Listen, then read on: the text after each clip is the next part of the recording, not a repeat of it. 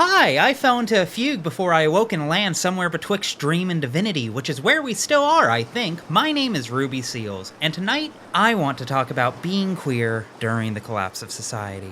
Lucah, Born of a Dream, and Death of a Wish are a duology of indie character action RPGs made and released by the indie team Me Less Than 3 in 2018 and 2024, respectively. In them, you take on the roles of Lucah and Chris, a pair of horned children who are marked, making them the targets of persecution by the zealots of the hyper-religious sanctum, and violence from the many nightmares which spawn into the abreactive dream world of Paradiso. The duo each individually fight against nightmares and the religious order which seeks to control them, as they search for a way to escape the fate of the doomed world they find themselves trapped in, one way or another. This will involve mowing through wave after wave of monstrous foes, exploring a Yumaniki-esque dreamscape, going through way more gameplay styles than you may initially expect, and hating your dad. All under an ever-looming time limit. What can I say? I have a type. They are also both very gay. We will get there. These are games for feeling righteous against the self-righteous. For capturing the catharsis of spitting venom into the face of a priest who takes just a little too much joy in telling you that you're damned to hell. Like Django Unchained, for Signalis fans. On the one hand, they are harrowing experiences defined by anxious self-isolation and grief, of staggering through a world that should be kinder than it is as we fight relentlessly to make it so. Only to fail. And be left with nothing but the lingering feeling of your fingers clutching the wound left by being told that you are not enough, that you will never be enough. On the other hand, who the fuck needs God's love when you have combat this stylish? Catharsis, purgation, deliverance, in its purest form. Though, given the differences in these games, it's a catharsis of two very distinct varieties. At a distance, these games can seem near identical, but getting up close does a lot to reveal some key distinctions. With its relentless pace, fixation on stylish mechanics, and relatively straightforward storytelling centered around high-energy set pieces, Death of a Wish is, first and foremost, a character action game. Meanwhile, Born of a Dream's focus on stamina usage and atmospheric inference-driven storytelling all bring the experience much closer to that of a traditional Souls-like, as those of you who watch Iron Pineapple likely already know.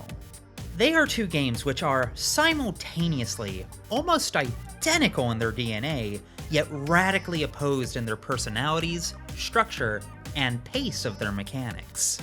In many ways, this will be a case study on how the same set of mechanics can be used to evoke the exact opposite feelings, with just a few changes to how resources are managed. However, in that opposition, they end up creating two halves of a whole. Two separate experiences which counterbalance and enhance the themes and emotional temperaments of the other. Truly, they are the Dante and Virgil of existentially anguished queer art games. Most importantly though, full disclosure, I worked on both games. QA on Born of a Dream, associate designer on Death of a Wish, and edited basically all of the trailers for both, which made up the bulk of my work on each project. I do want to be clear though that they are, creatively speaking, very much not my babies. All my work was limited to giving feedback on and making cool music videos out of stuff that was already there. However, I am still, admittedly, quite proud to have had some small part in helping both of them see the light of day.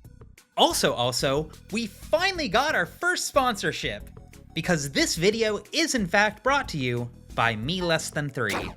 As fans of the little song and dance I put on here, working together on something like this felt like a natural choice. And I'm only proud to have the opportunity. Particularly since I've been wanting to make a video on Born of a Dream for a while. All of which is to admit and acknowledge that, yes, I have a bit of a bias here. However, another thing I want to make abundantly clear is that I am not a fan of these games because I worked on them. I worked on these games because I was already a fan of them. Those of you who've been subscribed to me since before my content got actually good might remember Lucah is one of the first games I ever recommended that people check out. Something I believed in strongly enough that I supported it myself on the Kickstarter back in the day when the first game was not but a demo on itch.io. Itch.io? I'm calling it itch.io, that's cuter anyways. That video led to a very kind DM from the game's director, which led to me shooting my shot, asking if they needed a trailer editor, which in turn resulted in me just not being able to fucking help myself and giving way too much feedback. And, well, the rest is history. I've always been a fan of these games, and more than anything, I'm just really happy to finally have an excuse to talk about them. And rest assured, I have been given full carte blanche to treat this as I would any other game I talk about on here, which means flaws and all. And I will be doing just that as we go through this, particularly since there's more than a few shortcomings here that I find too interesting to not highlight and unpack. The point is, though, that I am, above all, bringing this game before you today for the same reason I've talked about anything on this channel over the past few years. I have some art that I really love, and I want to share what I love about it with you, while also being earnest about its issues. Which brings us to everyone's favorite part of every video on this channel. The content warnings for literally every nightmarish thing imaginable, because nothing I'm involved with can ever be chill. Blood, gore, religious trauma, implications of CSA, some really intense queer phobia. I'm not playing around with this one, I mean it.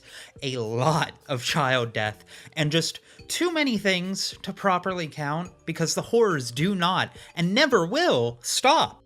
Full list on screen right now. Please know what you're signing up for, and feel free to take a minute if you don't feel up to it. Given this game's art style, the fidelity of all of these things is pretty low, but, well, I'll just say that perhaps the biggest thing that each of these games have in common is that neither of them fuck around. Also, for the sake of clarity, all of the voice acting you're about to hear has been added by me for the purposes of this video, because this is a really text-heavy game, and, you know, you're probably watching this in the background. Do you want to stop what you're doing to read the most important lines? Yeah, I wouldn't either. I'd click off that shit instantly. Fuck that. All the same though, please be aware that neither game has voice acting at time of writing. Last thing I'd want is for anyone who goes out to actually buy either of these games to feel like they were misled. And yes, we will be talking about both games in this video. First Death of a Wish, and then we will go into Lucah Born of a Dream when you least expect it. Why are we talking about Death of a Wish first if Born of a Dream was released before it? Because I can. So, without further ado, please, let me tell you the story of a dream that forever threatens to become a nightmare. Of an adrenaline rush and hit of euphoria amidst a dying fever. And of finding the light of hope within the most crushing void. Let me tell you about the death of a wish.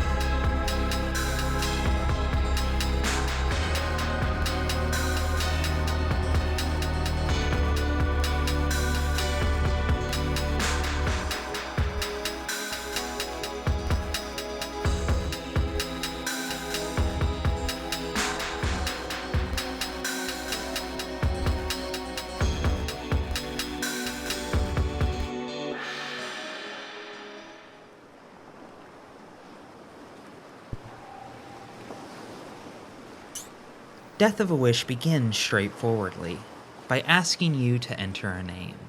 Not your own, but of someone you love. Someone you'd die for.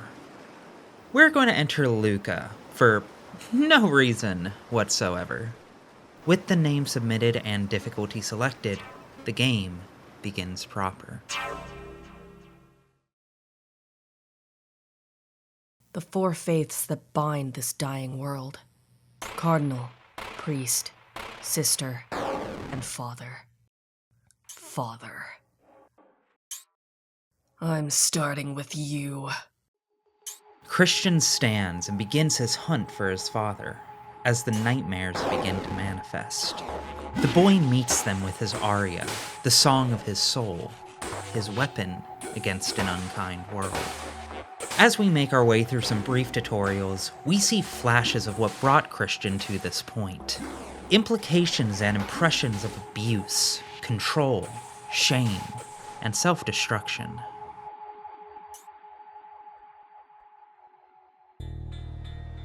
I loved you. I trusted you.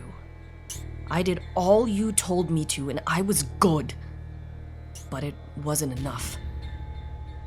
You asked me to confess, and I came up with blanks. And I sought an end that could never come. Now I must commit the sin no one will forgive. Utter annihilation. I'm done suffering for you. And after cutting our way through the congregation, we finally find... Father! Boy, this isn't the time. You don't understand. I'm here to destroy the sanctum, to lay these rotting corpses to rest, and you're first on my list. You, the boy who thousands of times before stood by as salvation was at hand, a coward and a puppet driven only by hate and self-loathing? You're nothing. And you know how I can tell? Because here I am, still standing, and all I see before me is an insect who doesn't even deserve to be crushed. Father, please. This way. Fine. Holy Knight, end this foolishness. Kill him. We cut down several priests as we pursue Father onto a nearby train, finding him and his final bodyguard, Samael. Father gives the order, and Samael responds by literally stabbing Father in the back. Traitor! Father, no! What's the matter, boy? Isn't this what you wanted? Or do you not have the stomach to carry out your mission? The old sanctum is decrepit. It begs a new order. People like you and I, it is our power and ours alone to shape the dream into a new paradise. From nothing, from this hell, I will bring the new sanctum, where those who deny this power, the Black Sun, can only tremble before us. On guard, boy. Show me what you're made of. With a pair of simultaneous taunts, the battle begins. Easy parry, 1, 2, 3. Couple clean punishes, get owned scrub. As he lay wounded, Samael says he recognizes the sanctum for the fading relic it is, knowing that a new power and new people will soon rise to mold this world into a paradise of their own choosing, and he would see himself at the head. He will give rise to the Neo-Sanctum, using the power of the Black Sun. I wonder what that could be. Really could be anything. And also, who's driving the train right now? The darkness. I feel it closing in. The Neo-Sanctum. Its time is coming. And the Black Sun will swallow us whole.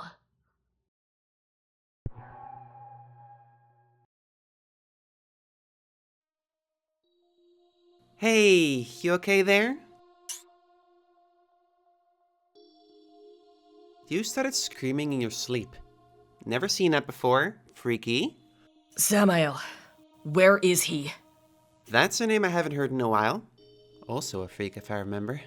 Tell me! Ah! But relax. You're in no shape to be so angry. I found you half dead washed up on the shore.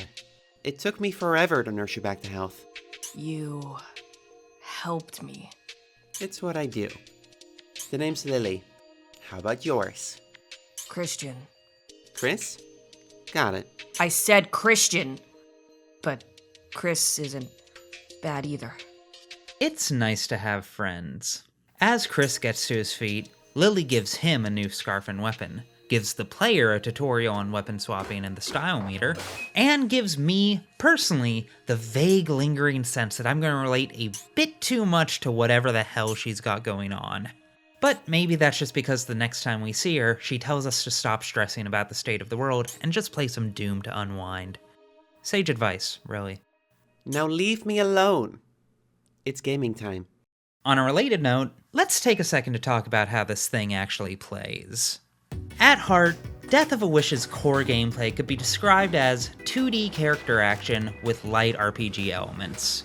Nier Automata for people whose laptops can't handle Nier Automata and are also terminally addicted to Metal Gear Rising. Light attack, heavy attack, pod familiar, parry parry parry, guard break, murder. Throw in a sprinkling of Bloodborne, the slightest dash of off, and just a wisp of Sparta blood, and you've got yourself Queer Religious Trauma Sim 2024. And make no mistake, this is an absolutely stellar action game. Isometric action games can often struggle to make their mechanics feel properly expressive or creative, especially for a genre where self-expression can so often be code for, how sick can you look while juggling this scarecrow?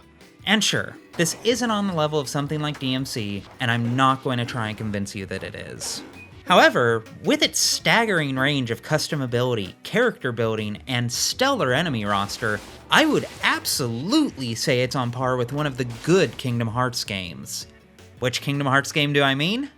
Why, your favorite, of course! And let's just leave it at that before one of us gets hurt. But again, it does lack that crucial verticality which is so often defining for the genre. So, what makes Death of a Wish stand out? Well, simply put, it adds everything else. And it's so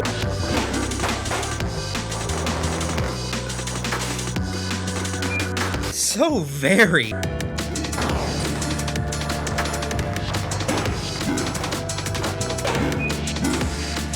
just an endless cavalcade of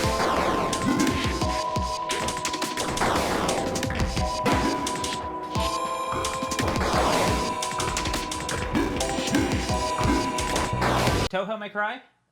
Can we call this Toho May Cry? Like, legally, can we call this? It can be overwhelming. Affectionately. Seeing how intense this game can get tends to be the kind of thing that fills someone with either excitement or trepidation. Having watched quite a few people play through this game now, I have seen more than a couple get frustrated at how hard it can be just to read what's going on. The abstract, scratchy art style, which works so well to convey youthful rage and dreamy despair, can also prove to be just kind of difficult to understand in the heat of combat.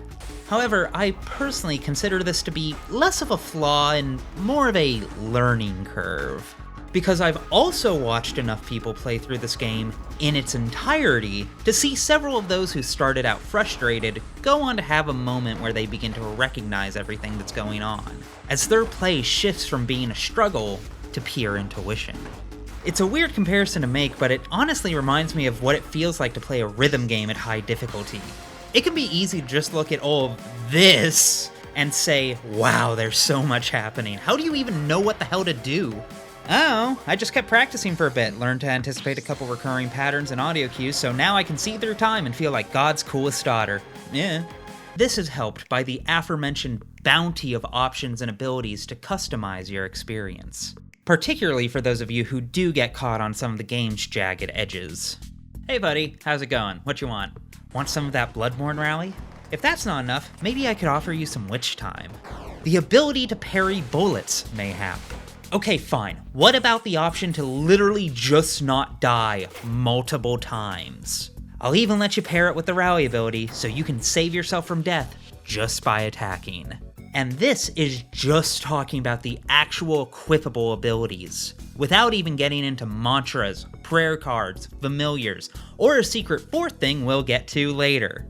But if all of that still doesn't quite give you what you're looking for, there's still no shortage of built-in difficulty modifiers to adjust the experience to whatever you want it to be, including slowing down the corruption meter. Oh, Right, the corruption meter. If there's anything in this game that's liable to make people feel stressed to the point of exhaustion, it will be this little bar up top. Because this little bar is your incentive to play well. It goes up a little every time you get hit, and a whole lot when you die. On the flip side, the game's style meter allows you to dump some of that built-up percentage by handling encounters quickly, efficiently, and safely. Which is to say, without getting hit, without breaking your combo, and without taking too long. Otherwise known as the pure platinum standard. Do that, and your S ranks will make up for any other mistakes in no time.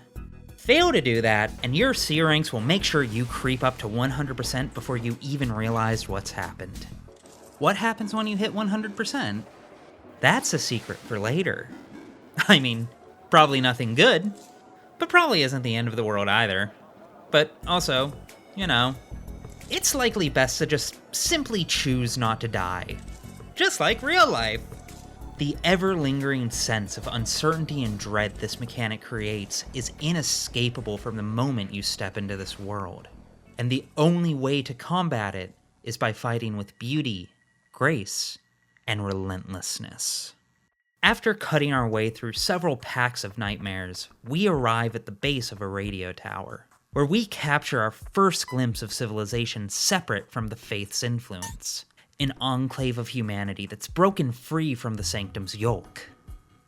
And it's dire. They lack the drive for self-flagellation and destruction that the congregation held, but in its place it's just nothing. No community, no compassion, no hope. Just malaise, complacency, and nihilism. They are safe, yes, and they are praying that they stay that way. The path towards the Faith's domain has been sealed off with a passcode. Asking around town will end up pointing towards a building on the north side. We go inside, get jumped by a mini-boss, get parried, idiot. He turns into a pathetic priest who's happy to see that we're not one of those degenerate perverts from outside. This guy sucks. A lot. But also, he's got the passcode. And will only give it to us after we collect a locket, which, for some reason, he demands we not look inside of. Okay, I guess, as though I have a choice. The locket should be near the eastern shore, which means heading back into the woods to get there. Annoying, but if it gets me out of this pit of doomers, then I'll count it as a blessing. This place is miserable. Or at least, it is now. A glimpse into a nearby memory, though, makes it clear that things weren't always like this. We were so young then. Together every day we gathered and dreamt of a new world. One of justice and peace, where none suffered needlessly. I saw this vision in your eyes, this new dream come to life. So we planned, and we trained, and we struck. But the knights, garbed in gold, were too much. Their steel was too sharp, their rifles too true. We looked up to you, Vi. We all did. And when we saw you fall, it was too much. We became few. We who survived drifted away. I thought I could make something for myself. Decide to subsist and survive a personal revolution. I'm sorry to say it wasn't enough. The oblivion called to us all, and I wasn't strong enough to resist. Not alone.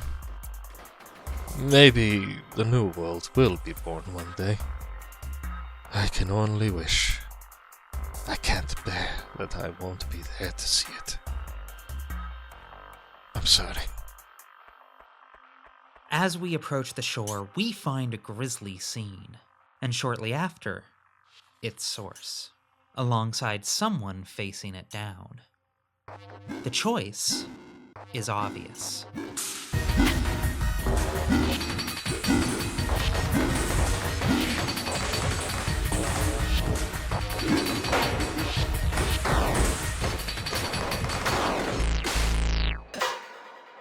After putting down the Forgotten, we finally get a chance to speak to the other fighter, Madeline.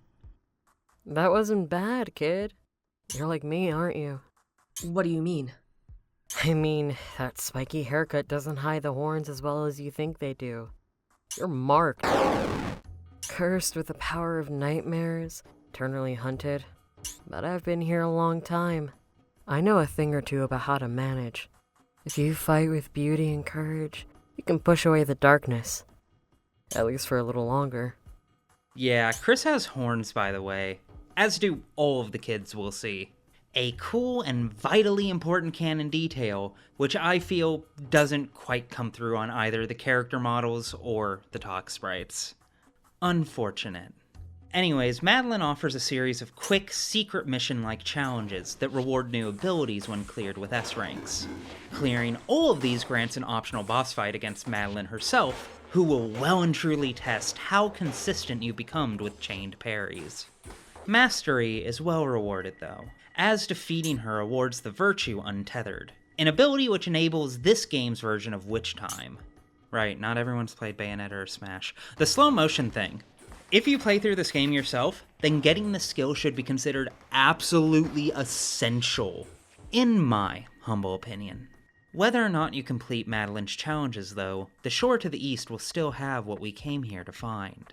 Sure enough, the priest's pendant lies there in plain sight. We go to pick it up, and it offers us the choice to look inside. Who could resist? We crack it open, and...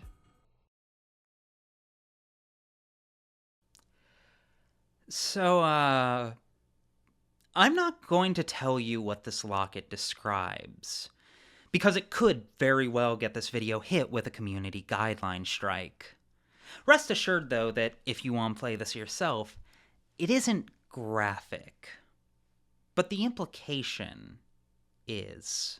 Because, to sum it up as succinctly as I can, those trigger warnings for CSA at the start of this video were not for show. We will have a more direct conversation about these elements later, but, you know, all horrible things in good time.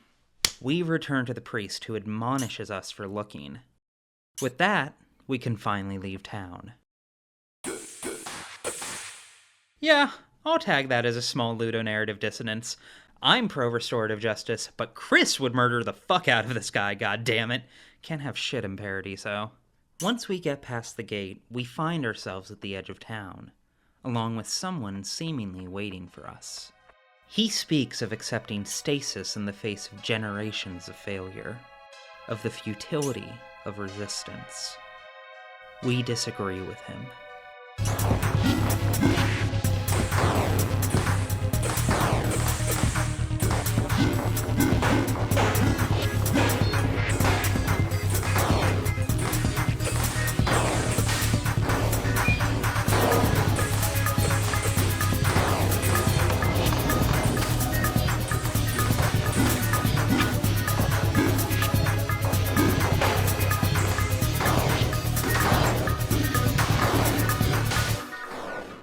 As he dies, he says V's name. Oh, that felt tragic. It's really heartbreaking how former agents of change can give in to hopelessness and become the exact kind of gatekeepers they used to. Oh hey, new weapon! Yo, this thing is cracked as hell! After briefly touching base with Lilli, she tells us that the Faiths are in town, on the other side of the docks. So Chris continues on. The dock feels decidedly claustrophobic compared to the forest, with the area largely consisting of small rooms and cramped spaces, something that becomes a serious issue when discovered by the Sanctum's gunmen. For the most part though, this area is relatively straightforward, climaxing in a really sick boss fight. A nice track with some fun encounters without too many brutal set pieces.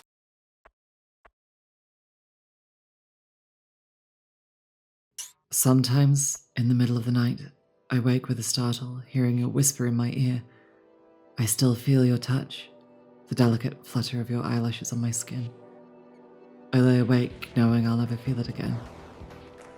It was wrong, what I did to you. I should have let you go, but Something inside of me was afraid what might happen if I did. That the loneliness would never end. That it would pursue us until our blood decorated its fangs. And the worst part would be, neither of us would be able to console the other. Even if it was wrong to do so. I miss you, but I know what I did was wrong. You won't ever know how sorry I am. I hope you're in a better place. I go to bed wishing that's true. I don't know how else I could forgive myself. After working our way through a series of apartments and a contingent of zealots, we finally make our way to the Neo Sanctum. A part of the world that at last feels alive, filled with anguish and injustice, but alive. People crowd the streets, some just barely scraping by with low-paying jobs, others scared of what comes next. Too many followers threatening violence. Too many bystanders in quiet support of them because they've benefited. More than a few talk of a trial happening in the north end of town. Sure enough, there we find a crowd, and an execution in progress. Wrap it up, Justice. Chief and I will be waiting at the Westlake Post when you're done. Yes, sir. Thus concludes the trial of the dissident leaders. Any closing statements before I pass judgment? This might be my chance, but I can't move. Yo, kid, are you sure you want to watch this? What? I've seen worse. That's really sad. The sight rightfully sickens Chris, enough that the nearby girl takes notice and ushers him out of the crowd, back to the edge of town. There. You feeling any better? Yeah, thanks. Listen, do I know you? Why are you helping me? I'm not sure. It looked like you needed help. Do I need a better reason? Besides, something about you reminded me of when I was younger. That couldn't have been that long ago. You don't look that old. You sure have a way with words. The kindness comes as a surprise to Chris, but she doesn't seem willing to just abandon someone who reminds her of her younger self, particularly given what the town has become in recent days. The Sanctum kept an arm's length until recently, but with Samael taking command of the faithful, they've become bolder, more quick to violence, more desperate for control. All the same reasons that Chris wants to stop them. She appreciates Chris's enthusiasm, but remains skeptical. Either way, both her apartment and the first of the face that Chris is hunting are in the same direction. So the pair decide to walk together, towards Jupiter Head. Come on, I'll show you the way. It's not far from here. Really? Thank you. You can call me Naomi.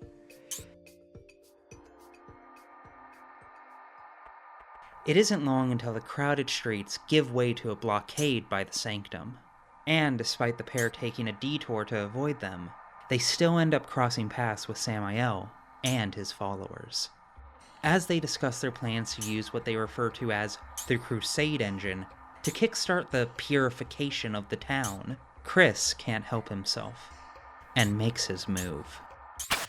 He is intercepted immediately. They respond accordingly.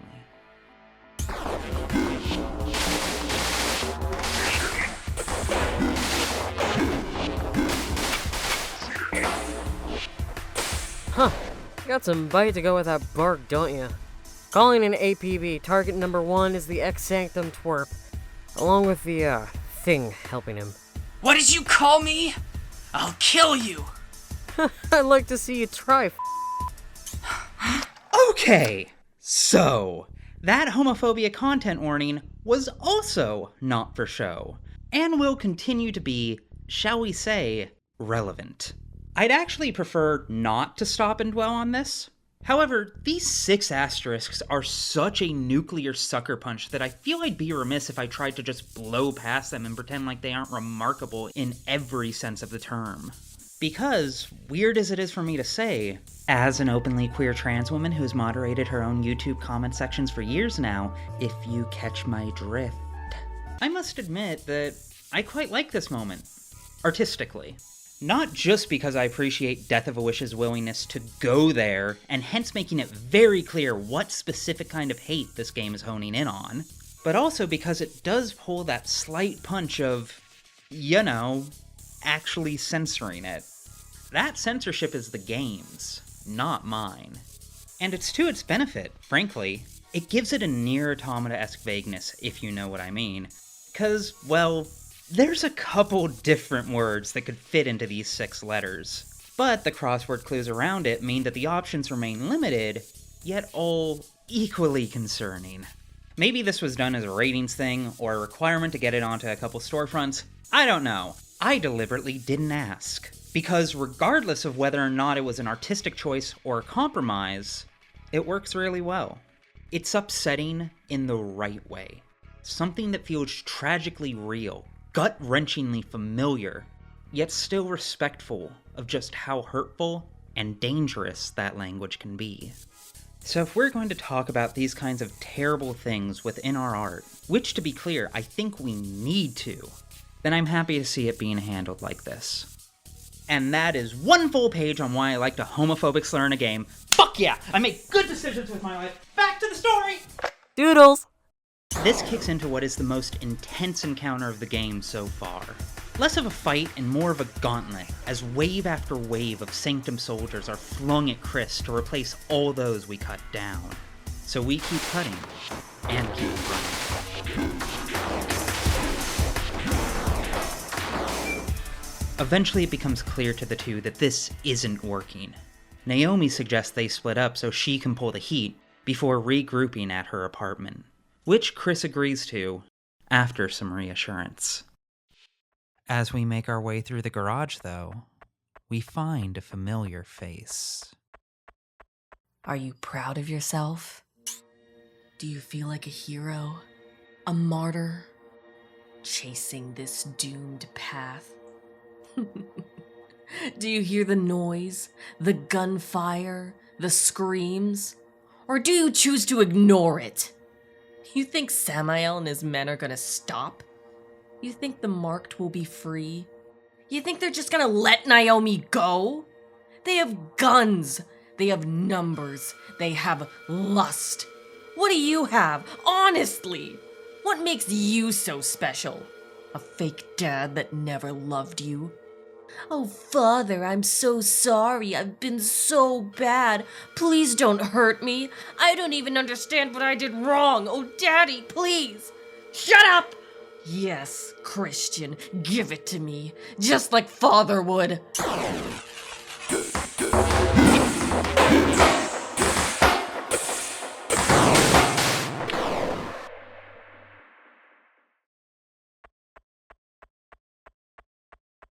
As we arrive back above ground, we find Justice with the Crusade engine.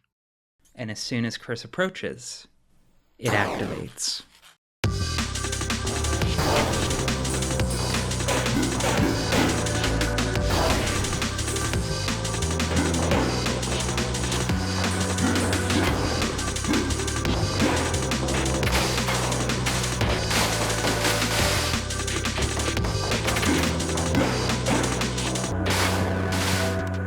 Okay, so I've done my best not to dwell too much on the game's difficulty, but I think it's time to actually unpack it a bit.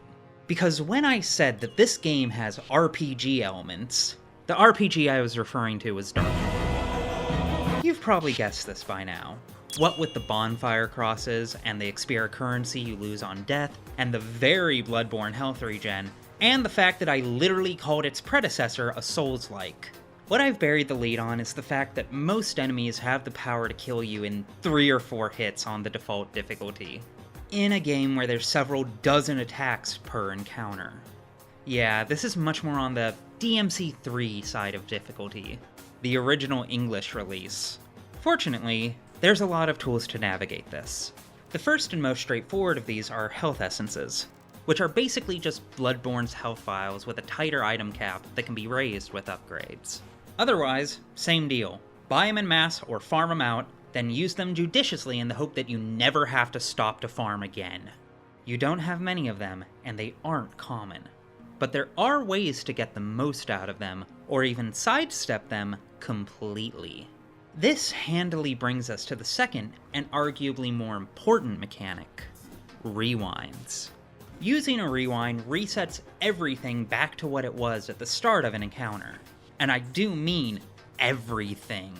Enemy health, your health, style meter, corruption, and also health essences. I repeat, you can use this healing item to regain other healing items. Using a rewind also resets any health essences you've already used in that encounter. Hot take and personal opinion, rewinds are probably the single smartest mechanical idea in both of these games. I cannot overstate how much this kind of mechanic just simply makes sense for a character action game like this. Doubly so for a Souls-like. Because it's more than a health item, it's a training tool. They are the ultimate healing item to allow the player to fail faster. If you play this game on your own, chances are good you will eventually find yourself a little stonewalled by some boss or another in true Souls-like fashion. And just like any good Souls-like, the appropriate response to these moments are to just burn through all the resources you need to in order to be able to learn how to respond to your opponent's moveset. In most Souls-likes, though, this is usually done with a bit of grim fatalism. A recognition that, yeah, Lady Maria's probably going to slap my shit again and force me to waste a dozen blood vials for the privilege of trying in vain to figure out her parry timings. You go in expecting to die, and expecting to waste the run, and just endure the consequences. But with rewinds, you can skip the shit-slapping stage of that learning experience. In theory, anyways, things can still catch you off guard. Bullshit! Generally speaking, though, with rewinds, you can try and fail multiple times on a singular attempt, sometimes condensing that trial and error process down to a single run. It abbreviates the process of getting your ass repeatedly Yamcha cratered, taking all of the frustrating dead air that comes with your 20th run back without abandoning that defining Soulsborne experience.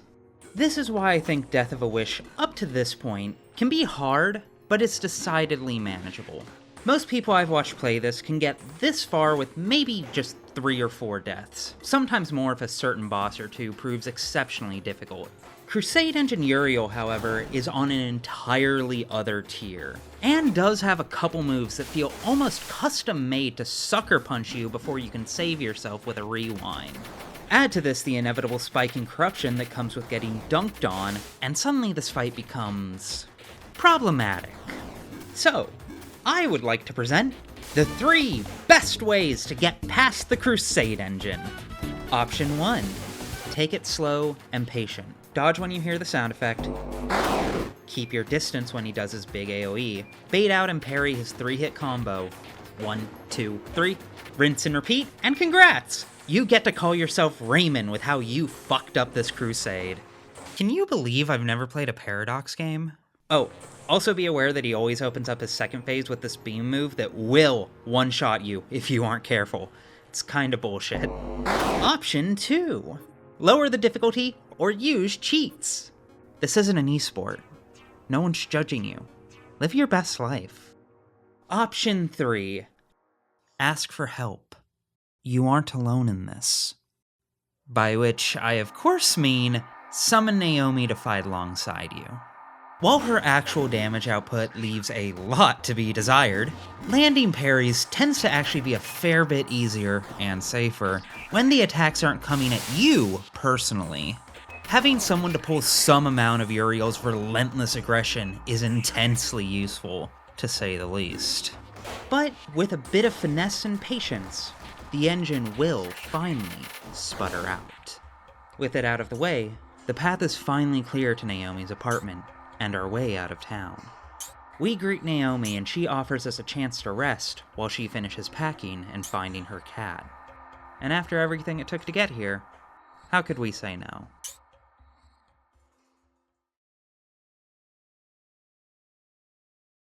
Naomi? Naomi?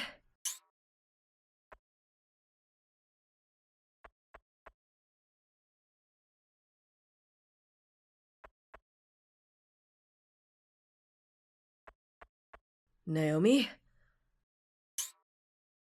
Chris, Mary is... Naomi, that's Sister Maria. Stand back. Maria, no. She always hated that name. She's Anna. My Anna. And I'm her Naomi. Naomi, that's not who you think it is. Let me take care of her. No! This is wrong! Naomi, look out! Anna! Sister engages the party. Chris and Naomi prepare for battle. Naomi feels an overwhelming sense of doom. Chris gathers his energy. Chris's light paints the darkness. The light sears Sister Maria's flesh. Sister howls as she rushes Chris. Sister's magic fires off into the night sky as Chris evades. Naomi wants this to stop. Naomi calls to the woman Sister once was. For a second, Sister Maria seems to understand Naomi's cry. Sister shrieks as she fires at Chris. Chris is struck by overwhelming force. Naomi gasps for air. Naomi tries to reach for her old love. Sister Maria hesitates, as if to speak.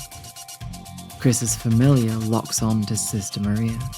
Its powerful beam pierces Sister Maria's defense. Sister falls. Chris and Naomi are triumphant.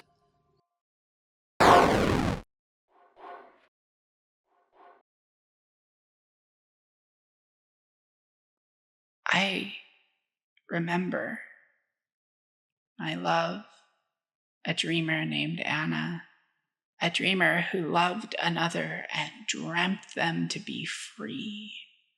Together, Anna and her love escaped into the night to set out a new dream, one in which I could touch her lips, feel her skin against mine. But it wasn't my dream to behold. The nightmare. It found them. If they couldn't be tamed, then they would be killed.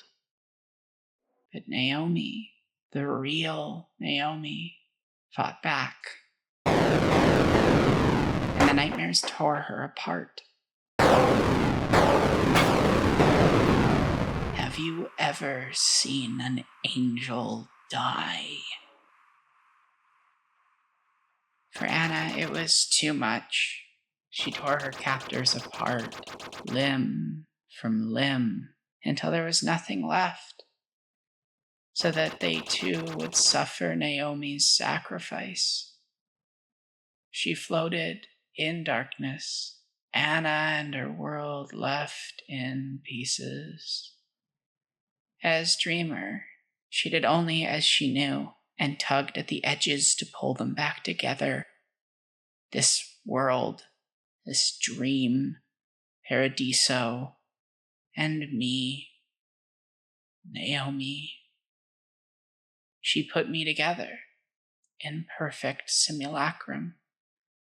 Her eyes, her lips, her shoulders, her wings. But Naomi, the real Naomi, was gone. And no matter how hard I tried, I could tell I wasn't enough. We grew distant, Anna and I, until I couldn't bear to see her hurt. And like a coward, I left,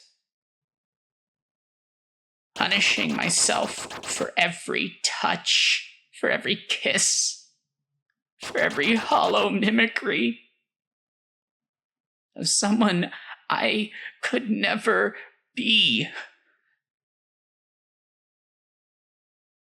Anna, when I left, I did this. Paradiso, the nightmare. It's me. It's all my fault. Naomi, she's gone. It's over. I just wanted to forget. But no, you can't ever forget. I'm a fragment. A selfish nobody of guilt and memories. An eternal fuck-up. There's nothing out there for me, Chris. This is all there is. Naomi, please. How are you so naive? Don't you get it? Beyond these clouds, there's no world waiting for me.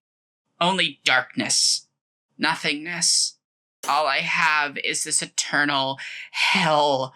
There's no escape. Naomi, I can help. Get out. What?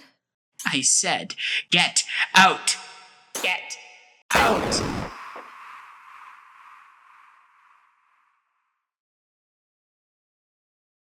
Naomi. I have to keep going.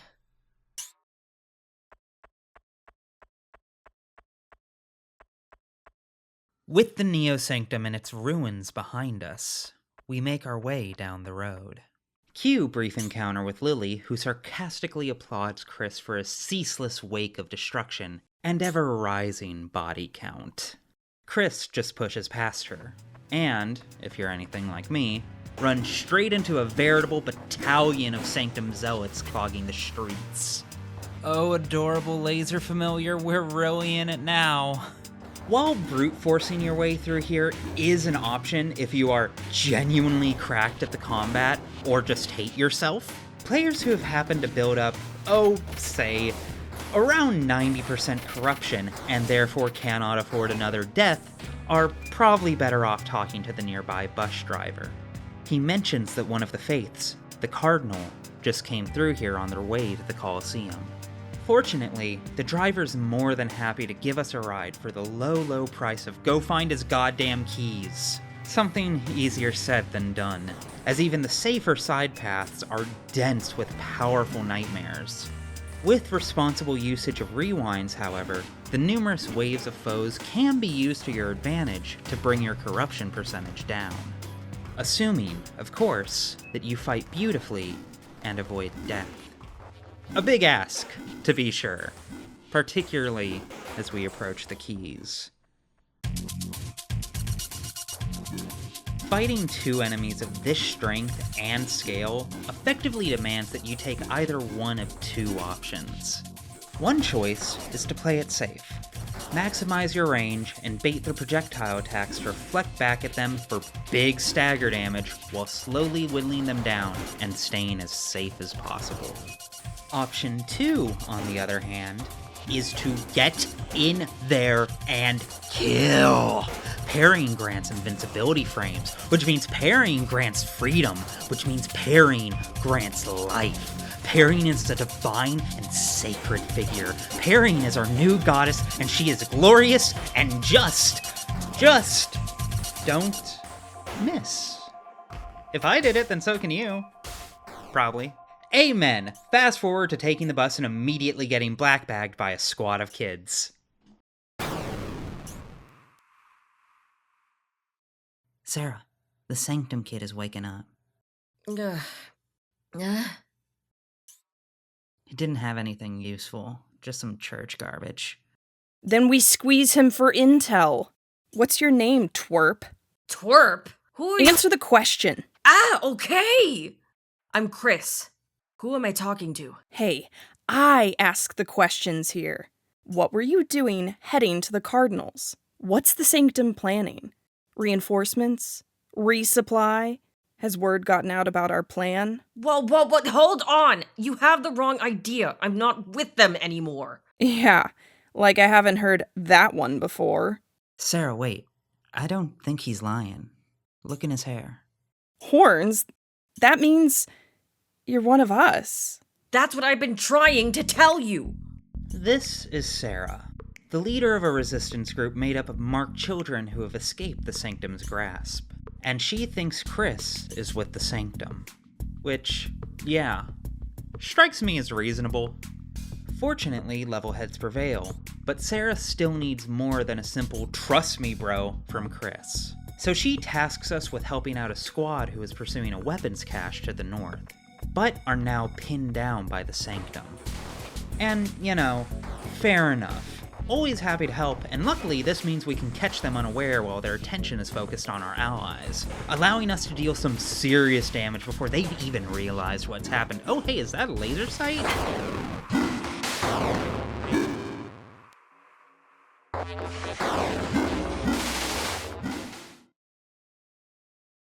The darkness, its grip tightens on your heart.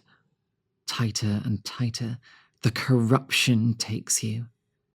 It will always be this way.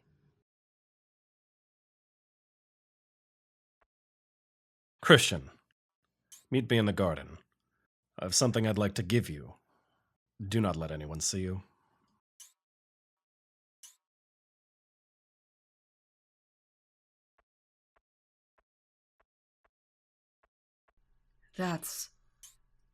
I remember this. No one saw you come in here, correct? Correct, sir? Good. I have something special for you. Young Chris received Catcher's mitt. That was mine when I was your age. I thought it was time to teach you how to play. Oh, thanks. What's wrong, boy? Nothing. I'm grateful. It's just, I don't really like baseball that much. I told you. I thought you were going to teach me fencing so I could practice with the knights. You little ingrate. This isn't sanctioned by the church. Do you know what I'm risking here? You want a sword fight? Fine. Your first lesson will be how to tolerate pain. Stop! How could you? I was just a kid. Look how well you turned out. I see now I was too lenient in my discipline. Come now. I'll finish what I started.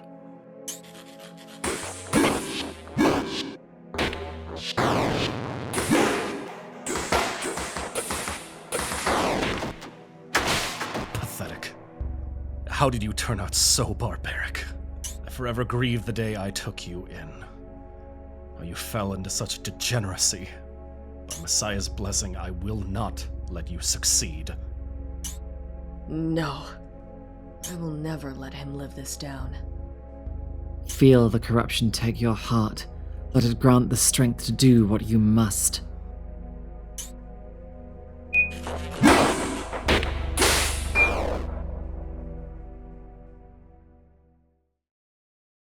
You think you won?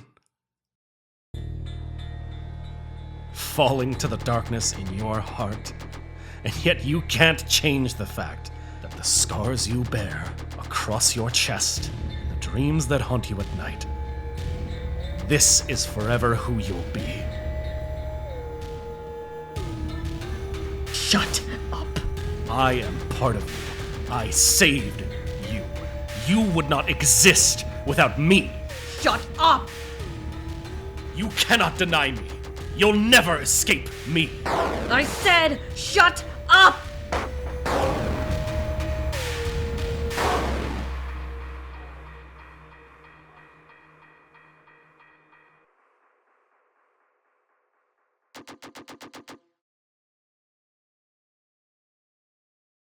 So, that's what happens when you hit 100%. And, as you may have noticed, it comes with a couple mechanical changes. First and most dramatically is the transform tech. This is Death of a Wish's equivalent to Devil Trigger, but with a few key differences. Rather than being centered around an independent energy bar, Transform is instead balanced out by rapidly increasing your corruption with each hit you both take and land, making the cost for activating it pretty extreme in comparison. Devil Trigger is a mana bar you need to manage. This is a desperation move that will damage your soul. Once you've popped Transform though, you'll find that even the toughest enemies suddenly feel like paper mache, particularly if you've landed a parry. As always though, make sure you don't get hit, or you will end up right back here in no time. Even for a game as centered around taking big risks for big rewards as this one is, transforming is a huge gamble. Perhaps too high to risk, if we're honest. With a cost so extreme, its use is rarely justifiable for more than 1 or 2 hits. Surprise, surprise! Letting corruption swallow you whole is not the wisest choice. In those select moments where you succumb to the temptation, however, corruption can be a stalwart ally. For all its drawbacks, though, Transform does come with an important new tool to make it a bit more trustworthy. Alongside the power boost also comes the ability to revert back to earlier chapters, rewinding the corruption to what it was when you reach the area's first checkpoint.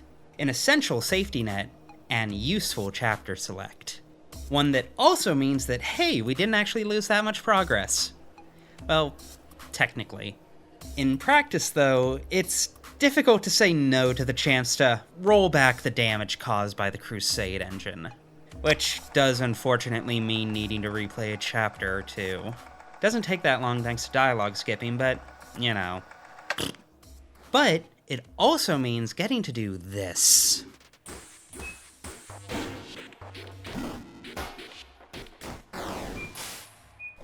I'm not saying getting vengeance is healthy, but it does undeniably feel good. Fuck this thing.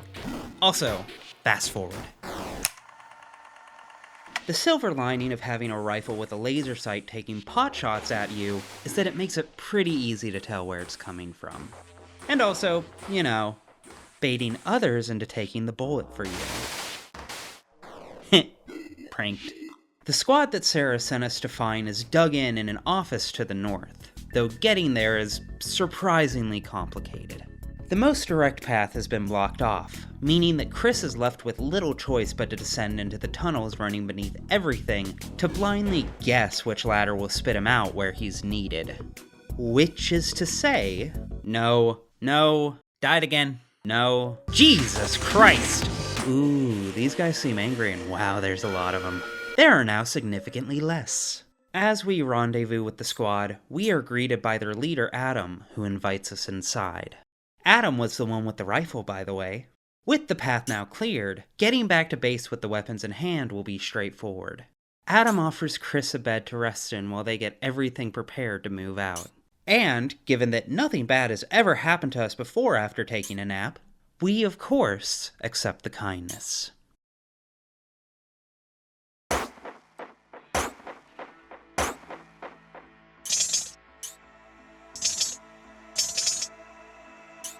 Oh, he wasn't sniping me by accident. I understand now. Adam sold us all out in an attempt to win favor with the Sanctum. And now, we're the last he has to deal with. Cue a Dark Sun Gwendolyn hallway, and the rare boss that tries to avoid us.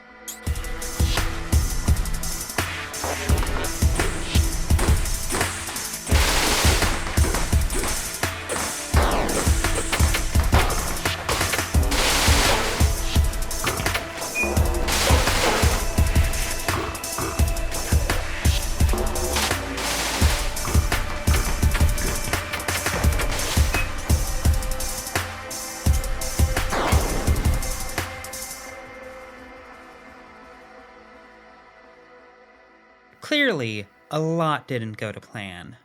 There are some silver linings, though.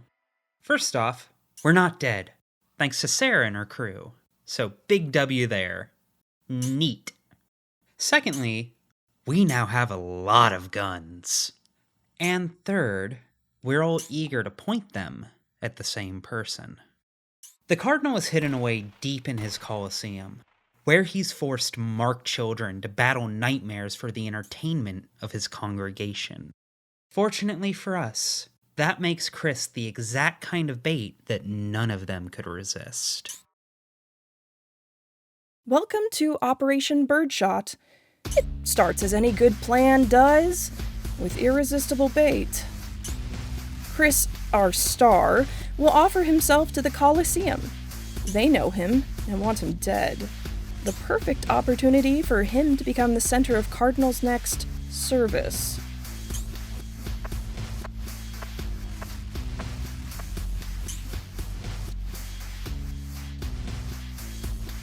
Dearly beloved, we have an especially tasty service tonight.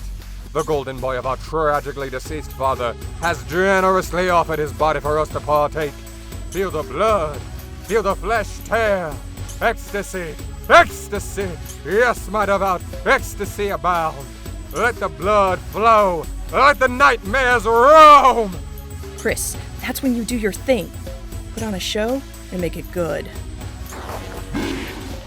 Once inside, we draw attention by doing what we do best. Get the crowd lively, rambunctious, and distracted enough that they don't see our own closing in around them. Hold attention, demand eyes, give blood, and then, when the moment is right, take blood back. I'm sorry. I'm so sorry. Please, I beg you. I never meant to hurt anyone. I was trying to save them. Please, I'll do anything. Anything you ask.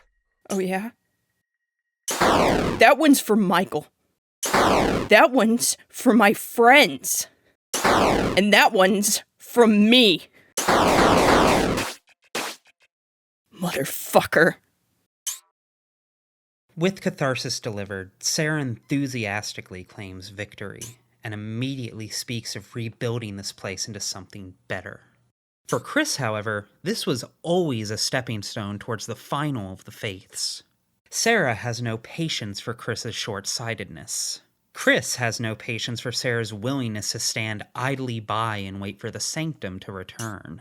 The two briefly quarrel, before each stubbornly throws their arms in the air and leave the other to their own approaches. But as Chris turns to leave... Thanks for doing our dirty work, Chris. We'll take it from here. Those voices! Serah, look out!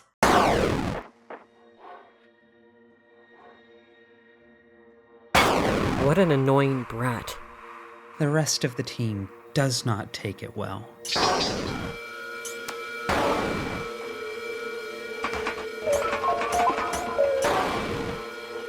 This coil of darkness, blood, and bone, it turns its gaze on you.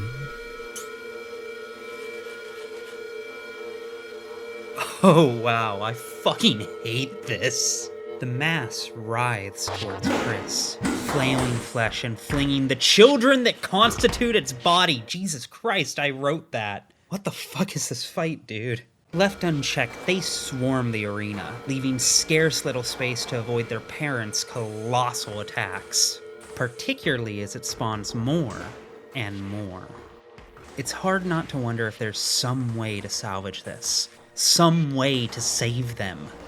But there isn't. No matter how well we fight, there's nothing we can do. And Chris, now alone again, breaks.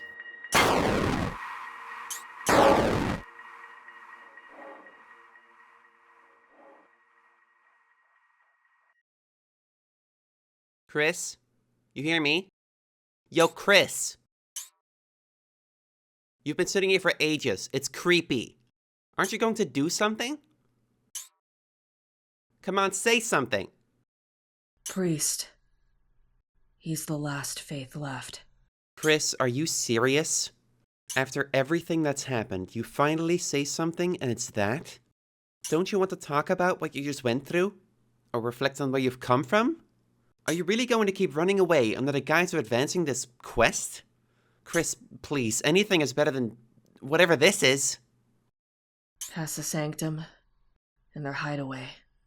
Remember Father forbidding me, deep in the woods. He'll be there. You don't have to keep moving all the time. Why don't you take some time, reflect, maybe return to the Colosseum? You're not even listening to me, are you? Forget it, I'm going. One more. The last faith. Chris presses on, heading south. Notably, though, if you decide to heed Lilli's advice and return to the Colosseum, you will be rewarded with one last remnant of Serah, in the form of her aria. It is also, in my personal and deeply subjective opinion, the best aria in the game. Fast combos can hit in both directions, breaks shields fast, applies a damage over time, and the charge move can be used to pull in distant enemies and crowd control alike, which is a killer combo tool. It's so good that it definitely mends the emotional wound of seeing an innocent child get skewered. What the fuck am I doing here? The next area is, by comparison, relatively subdued. a small neighborhood near the train tracks, evocative of dilapidated suburbia. After exploring for a bit, we find ourselves at an oddly familiar train station, with an oddly familiar train, and an oddly familiar shitty twink. Are you really so bold as to return here? Does it haunt you still? Your purpose taken in a moment. Samael! Draw your weapon so I can cut you down for good. Fool, you are too impatient to even see what's in front of you. Have you no doubts in this illusion? Regardless, I have no more intention of stopping you. Your efforts against the faiths have surprised me. They've proven useful. But Chief and Justice are dead by my doing. You don't even want revenge for them? Ha! You insult me with such blasphemy. I do not cry for any of my men. They die martyrs as they should.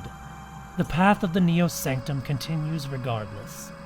I only hope you live long enough to see it. After a brief time fight, we bring the train to a stop at where it all began. And just outside Chris's own room, we find someone with a nostalgic hue staving off nightmares. That was some slick fighting you did there. My name is Chris. What's yours? The young man looks at Chris, but does not respond. That's okay. You don't have to tell me. Wait, I thought your aria sounded familiar. It's the same one she used. You're Michael, Serah's brother, right? He nods. Serah, she's going to be happy to know you're okay. Just like that, we have an ally on our hunt for the final faith. And together, we make our way down. Before Michael runs off.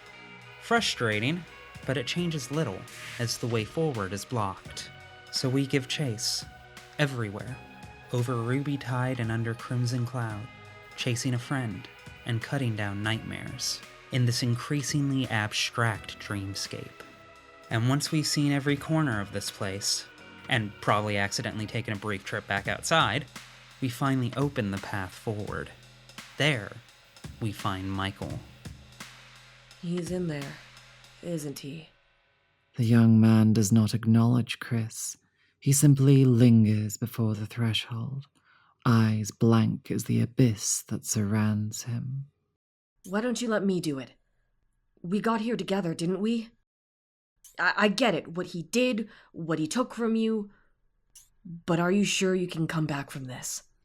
Again, no response. No. You anticipated this. You knew this would happen.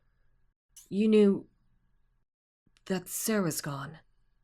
Because it always happens this way, doesn't it? Michael turns to Chris but a moment, then turns back as quickly. I'll stay out here. Just let me see you when it's done. The young man nods at Chris one final time before opening the door.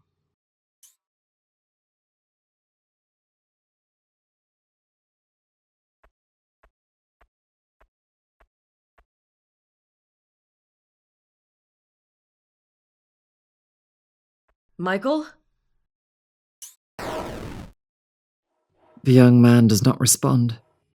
Instead, Chris sees a boy, one with the same scars Chris fails to hide. The light in his eyes, the little that was left, gone. Michael is no more.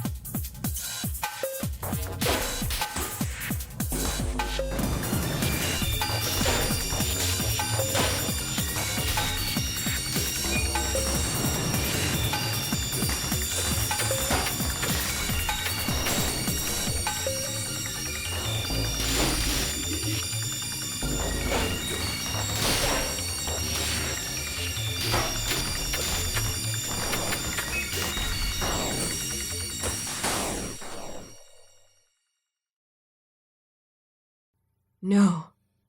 Michael. Naomi. Serah. I hate this! Why can't I do anything right? Why does it always fall apart?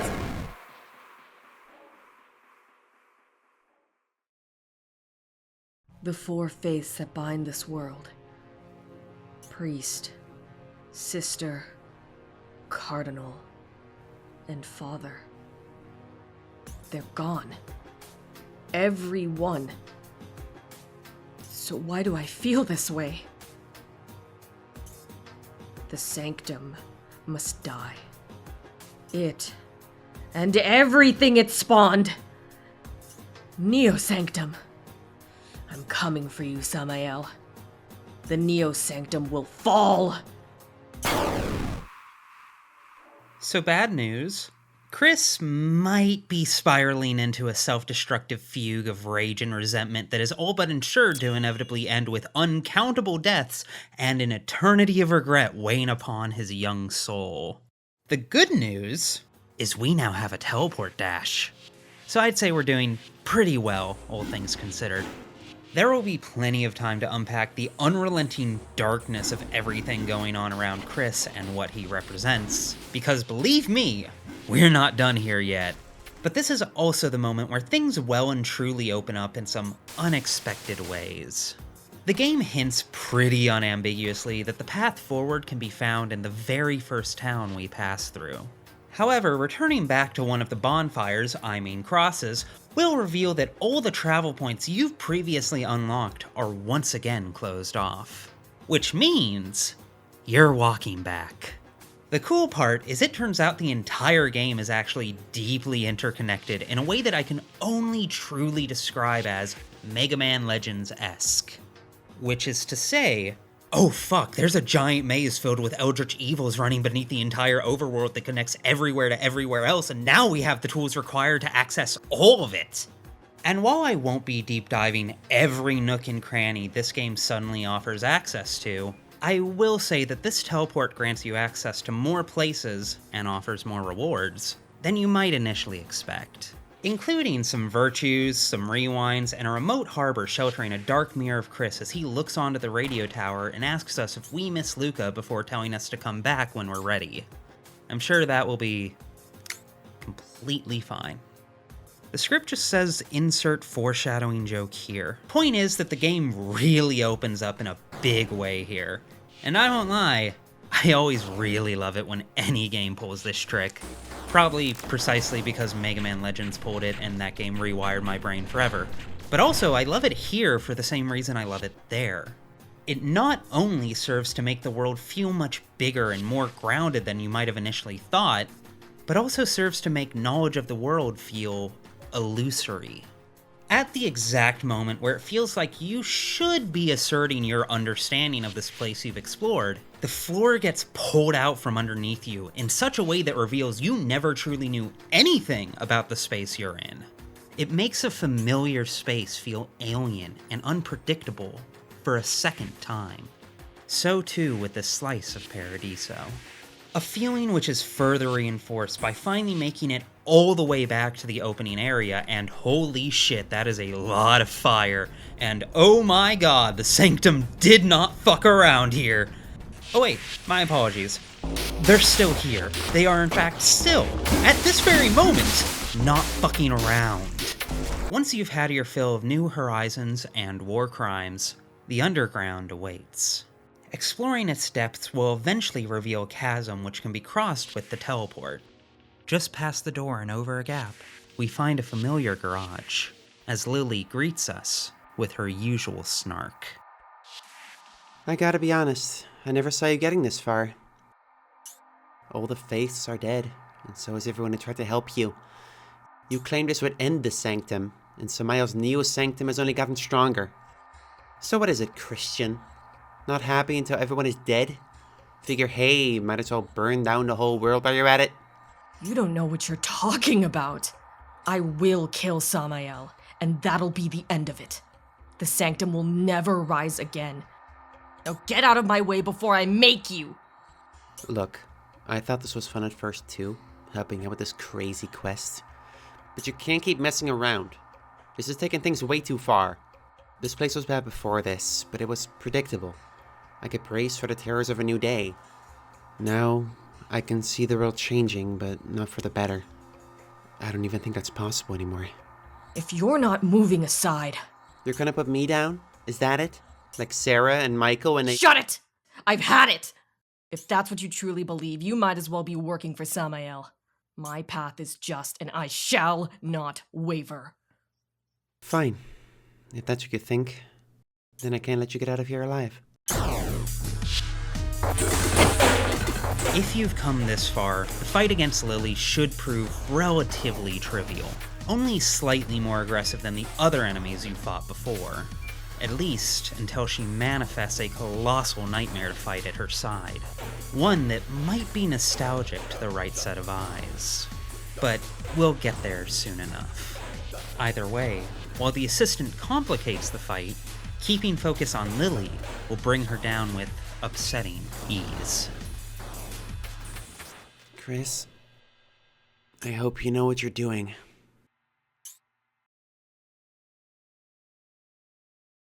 Goodbye, Lilli. The city above is a bloodbath. The once crowded streets of the Neo-Sanctum are now awash with viscera, and soldiers under Samael's command. Dozens of zealots, many of whom were once strong enough to qualify as bosses, now choke the path forward. This is around the point where the player has likely hit level cap, and, being so late in the game, is liable to not be as hesitant to use the transform tech, so long as they have the percentage to spare. But even with that power, around the time you find yourself fighting 2 crusade engines at once, it becomes hard not to find yourself wishing that there was someone here to help you, as there always had been before. Crucified bodies line the street and crimson rain falls from the sky as Chris makes his way north towards the command post. Nothing will make this victory feel anything but Pyrrhic. An elevator carries us towards whatever ending awaits. And at the top, coded in scars of self-flagellation, await Samael and his black son. It's beautiful, isn't it? A wretched world cleansed through blood. Our efforts bringing such divine suffering, beckoning the black sun so near. Those scars. Look familiar, correct? A map of every sin so entangled you forget which were given and which are your own. Father always said I was too eager for my own good. He did his best to exile those demons. Bless the old fool, his suspicions were true. The exorcisms did no good. We made sure he paid for that, didn't we? Don't bring me into this! Oh? And why's that? They punished me for what I saw. Visions of a new sanctum, of the nightmare held within. Yet I can see it was your drive, your bloodlust, that brought that vision to life. The Neo-Sanctum, the Black Sun. It was only through such divine suffering they could be wrought. Enough! I had no part in this. Draw your sword so I can end the sanctum once and for all. And still you clamor for blood. I shall show you, Christian, how we yearn for the same escape. Let us dance once more to celebrate its dawn.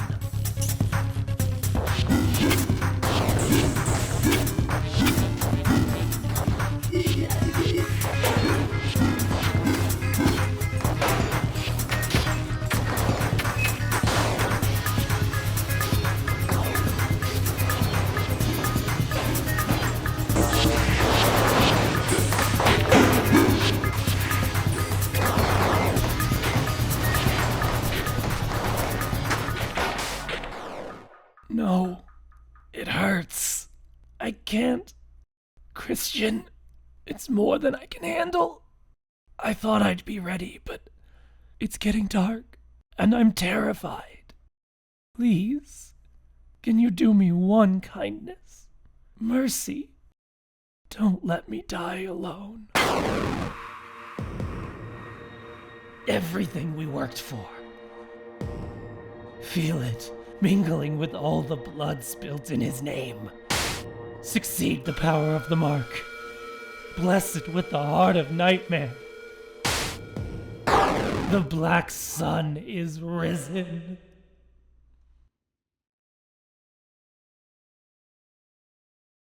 Pathetic. You see that over there? Go ahead. That's what you wanted this whole time, after all. Time to see what's on the other side.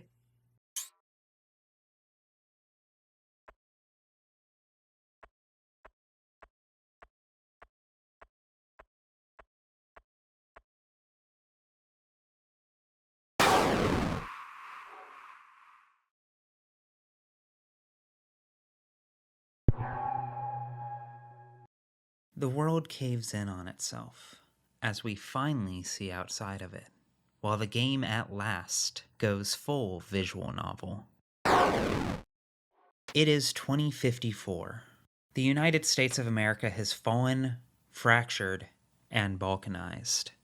On its former west coast, the Pacific Union undertakes a joint venture with the Eden Group to elevate humanity beyond to a higher state of being and reclaim their seat as a world power in the process. Not long after, Eden Academy accepts its first class. 2 years later, most of the Pacific Union would be destroyed after an earthquake along the San Andreas Fault. And so the Eden Group is left with the guardianship of the thousands of now orphaned children.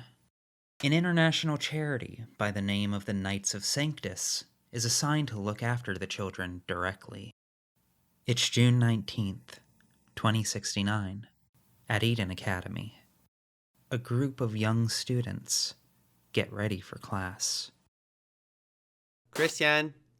Christian! Wake up! So you're finally awake, huh? Idiot, sleeping in class. No? Lilli. Christian, our Christian, watches his past from the outside looking in, and remembers. He remembers Lilli, abrasive, but always the first to jump to the defense of any outcast in need of it. He remembers Serah, the hot-headed linchpin of their friend group, who uses that fire to bring people out of their shells and towards each other. And then, Chris remembers his dearest friend. He remembers Lucah, the awkward social outcast perpetually clad in a hoodie who never quite seemed to fit in, who would never study, but would always get impressive marks. And today, our little clique has some special plans after school. They are going to ditch Father's lesson and find an angel. A report on a new subject from the Associate Director of the Knights of Sanctus, by the name of Father John M., written 13 years ago. He writes of a young boy with latent distortion potential. For this reason, and perhaps others, the director requests permission to take the boy under his wing. Lilli lays into Christian for failing to bring the snack she demanded of him, shortly before the kids are joined by Serah's older brother, Michael. Chris remembers how an accident had left Michael mute, and subsequently easy prey for the more vicious teens. With everyone gathered, the kids begin their adventure to an abandoned bomb shelter. The shelter's been known for a while, but discovering that the tunnels ran directly behind the walls of their classroom has piqued their interest, especially alongside the angel. Lucah is the first to ask the obvious, followed shortly by Chris. Serah explains that near the train tracks just off campus, the old radio tower has a small shack at its base, cloaked in strange devices and antennas. Rumor has it that inside is a stairwell that goes on forever, and at the bottom of the stairwell waits an escaped angel that the school had long used for its experiments, eager to grant a wish to anyone who finds it. Christian is skeptical, but Lucah pleads with him. Chris can't help but get lost in their smile, and caves in. And at that moment, Michael's foot hits something metallic and hollow. We see another report written by Father John, dated 2 years ago, discussing the same subject, the same child. It tells how the boy stepped in to protect another student from bullying. What he did is left vague, but the director's request that their peers forego the typical disciplinary measures makes the severity of it clear all the same. The child's potential is so great that the director offers to step in more directly if need be. Anything to make sure the golden opportunity this child represents doesn't go to waste.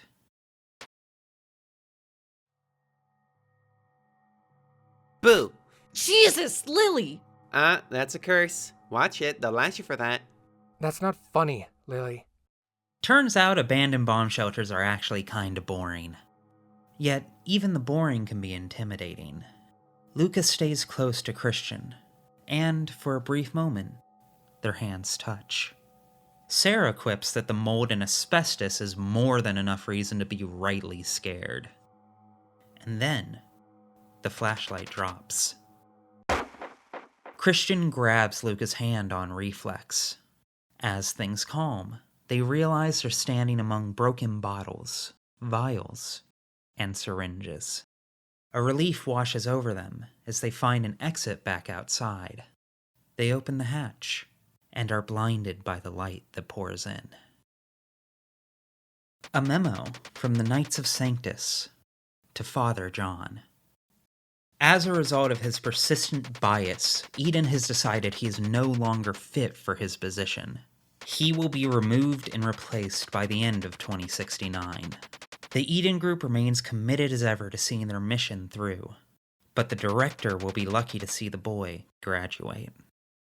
The kids find themselves emerging out of a manhole hidden beneath a desiccated tree, surrounded by symbols that Christian can only describe as feeling occult, something blasphemous. Even Lilli, who's typically the expert on such things, is left stumped and disturbed. Then, a rustle, brief but near. Michael turns towards nothing with fists clenched. Lucah, clearly scared, wants to leave. Christian fumbles for the right way to comfort them, reassuring them that it's just Lilli playing tricks. Lilli is knocked to the ground. Lucah screams. Serah calls out. Michael moves to help Lilli. Something is there. It moves for Lucah. Christian jumps in the way. They both hit the ground, Lucah in Christian's arms. It charges Lilli and Michael. Serah rams into its side. It runs. An entry from the Journal of JM, dated June 18th, 2069. The boy thought I couldn't hear him, talking of some urban legend with his friends. Perhaps their planned transgression can prove useful. I'll show them. I'll show them what the boy can do. That one in the group, N474L1. That subject may finally prove useful, if conditions are right. The trigger. I pray you don't fail me, Christian. Not this time.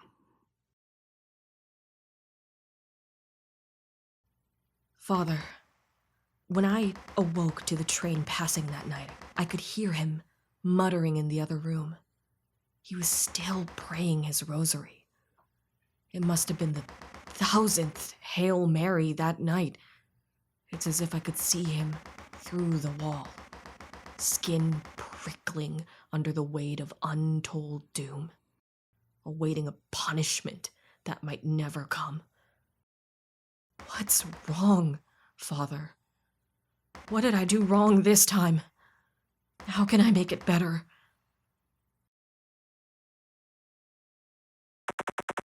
The kids are lucky to get away with only a minor injury to Lilli's shoulder, but still have no idea what attacked them, nor where it went. The siblings tend to her wounds, while Christian goes to calm a panicked Lucah. He pulls Lucah into his arms and tells them to breathe with him. In, out. In, out. Lucah hugs Christian back as they burst into tears. Serah pulls them back to reality as she asks the pair to scout out where they are, as they tend to Lilli.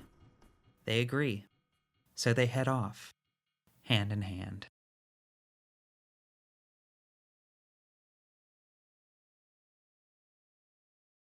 Back when we were younger, there were times Lucah and I snuck away. Behind the music room, there was a loading bay that was seldom used during the day. We had daring adventures and epic battles back there, and usually we had no issue. Until this one time, as Lucah reached out to tag me, I tripped and brought them down with me.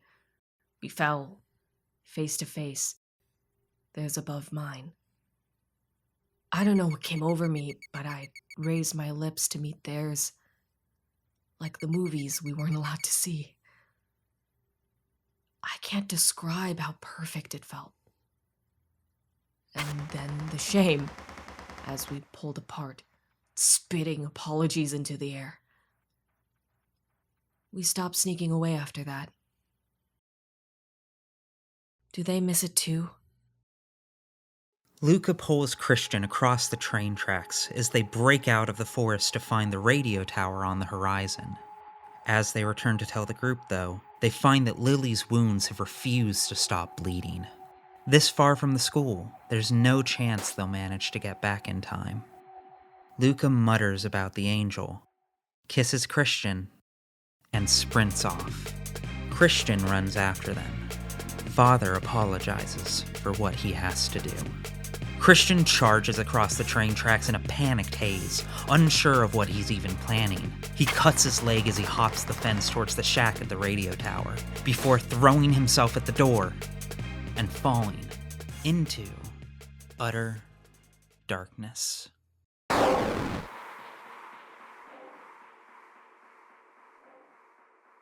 Christian awakens, wounded, in pain, and feeling as though he deserves it. He looks up and sees Lucah, just before passing out again.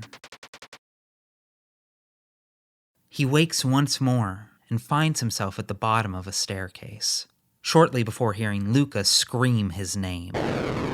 Christian jumps to his feet and runs towards the voice, where he finds Lucah and a second Lucah staring back.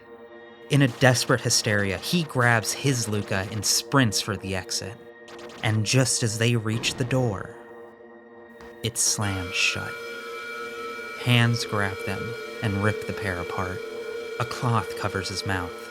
The kids scream each other's names before it all goes black once more. A light strobes overhead, alternating darkness and pure white. Sensations flood in. The clicks of machinery, the burning of skin, the voice of Father, the glint of a blade, the fear, the shame, the guilt, the undeserved apologies, the knowledge that Lucah is being torn apart, the pain, the hatred of those doing this to them. It's so hot. A star burning out behind my eyes. I feel I can see everything, held in a single moment. I fold it over onto itself. Matter and antimatter. And in an instant, annihilation.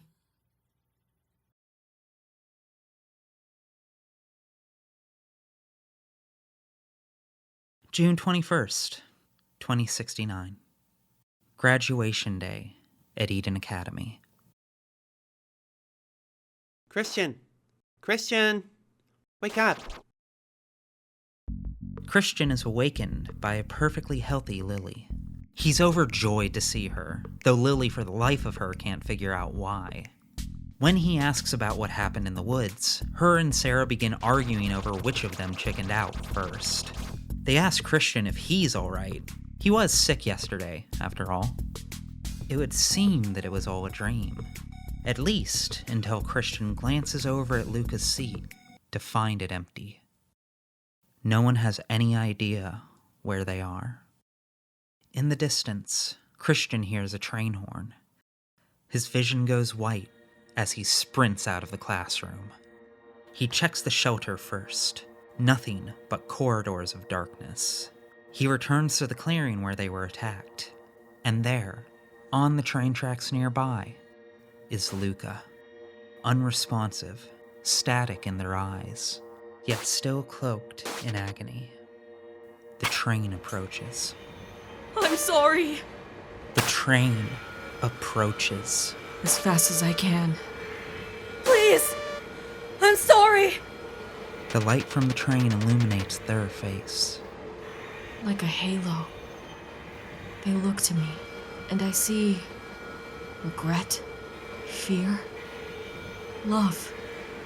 Lucah! As I push, their body flies away from mine. One last touch. But for a moment, Lucah, how I wish I could have held you one last time.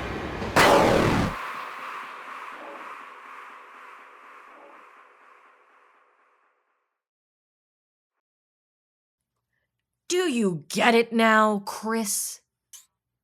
Christian, the real Christian, is gone.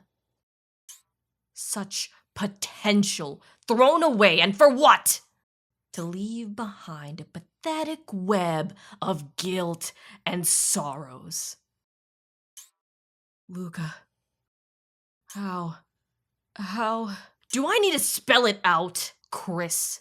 You're nothing but a fragment, an apparition, an echo of everything you left behind. A nightmare.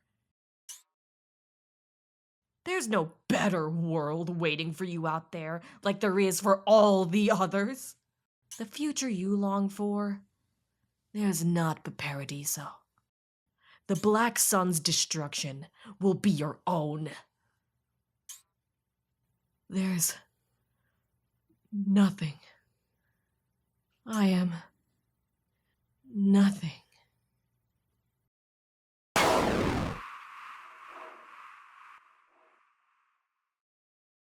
And yet, Chris can still reach someone.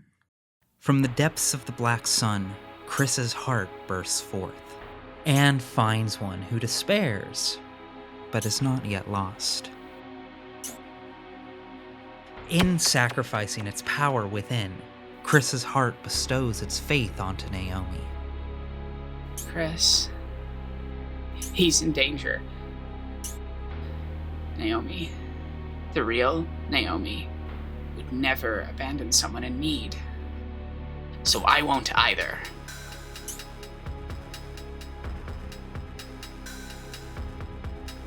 We make our way out of the apartment and into the bloody carnage of the streets, passing by survivors who mourn that they're not among the dead.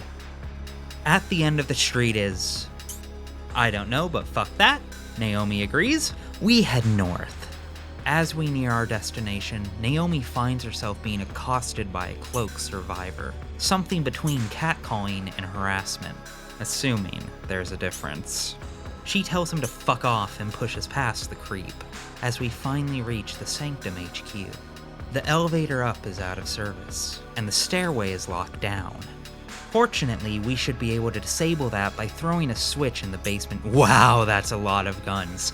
Definitely something a church needs. We throw the switch to unlock the door and head back upstairs to find the catcaller waiting for us, radiating the power of the Black Sun. Naomi tells him to fuck off again, and...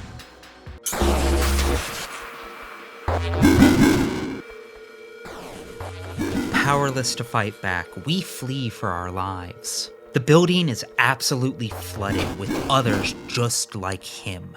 Twisted bodies, long claws, and powerful lunges. We sprint through claustrophobic platforms and narrow stairways, weaving between nightmares, not being allowed the slightest moment's rest, not a single hesitation. And as we finally reach the top, Naomi dives into the Black Sun. Maybe he was right. Worthless scum. Can never do anything right. A figment of guilt and despair. hurting everyone I love. Why? Why should I get so many chances if I only screw them up? Father should have let me rot. Chris! Naomi? Chris, snap out of it. The two save each other at the cost of Chris's first familiar. We will not be getting it back. Naomi, how? You're awake. I knew you'd pull through. I don't know what I did, but I'm glad you're okay. Almost. Oh, your little laser buddy. I think he was the one that brought me to you. That got us out of the darkness. Lilli was right. I failed, Naomi. It doesn't matter that Samael's dead. The black sun has risen.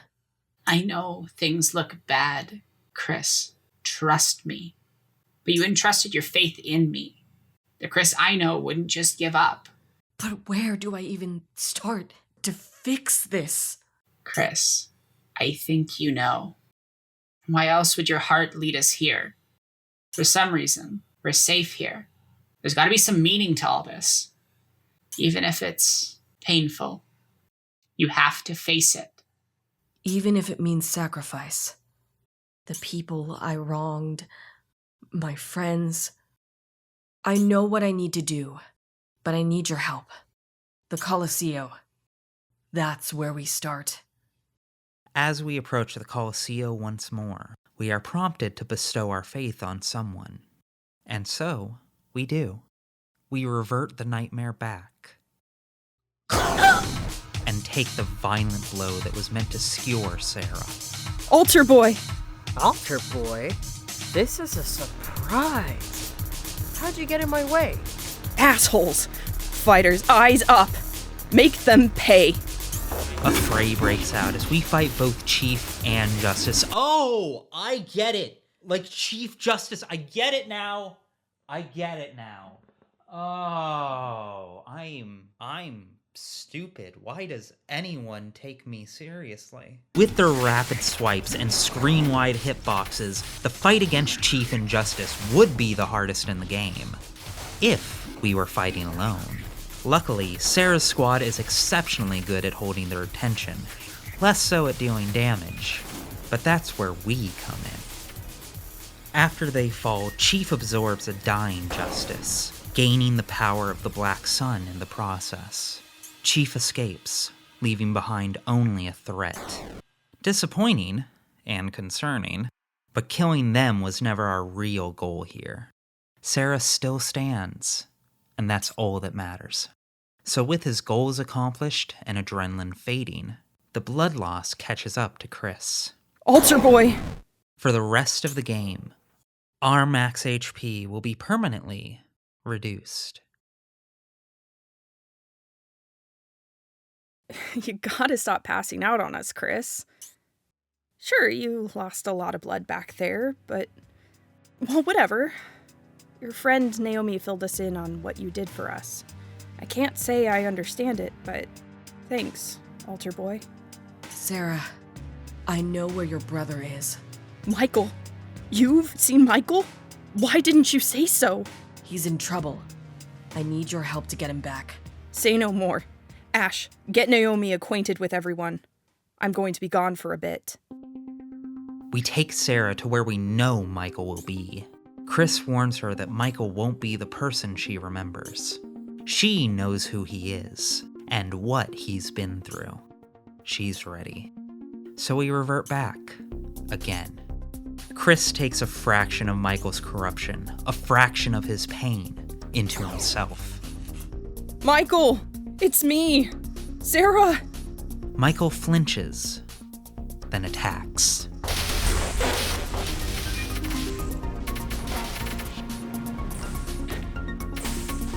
He goes down the same as he did last time, but with Chris's help and Serah's words, now he snaps out of it. But even with Michael rescued, something can't help but eat at Chris. Something here is still wrong. so he returns back to the priest's room one more time. Priest! I interrupted the secession of your faith. I know you're still here. Show yourself, so I can cut you down. I won't ever let you corrupt another innocent. Is that so, boy? No. Father's dead. Priest! Coward! Stop playing these tricks! This is no trick, Christian. You know I'll never leave you. I reach into the very recesses of your being. You are nothing without what I've given you. Shut it! Priest! Show yourself! Foolish boy. This is between me and you. It's time for your punishment.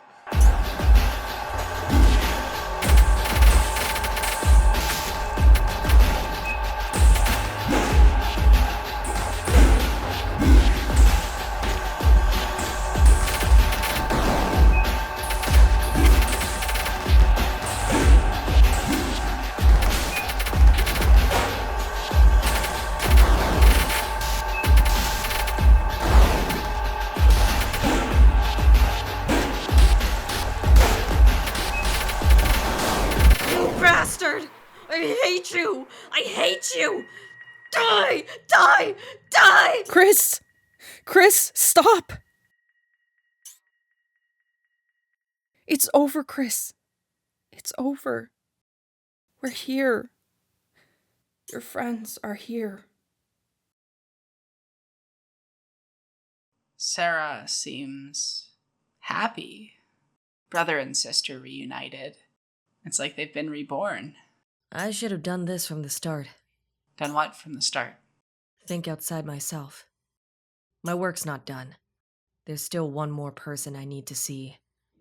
And she's going to be the hardest to bring back.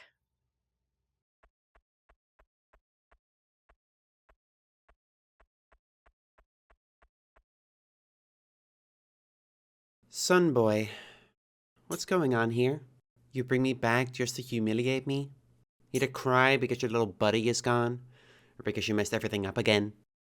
I've seen this cycle so many times. Why even go through the motions anymore? This one's different, Lilli. I've seen the other side. I know how to break the cycle. Like I haven't heard that before. It's hopeless, Chris. No matter how hard you fight it, everything gets worse.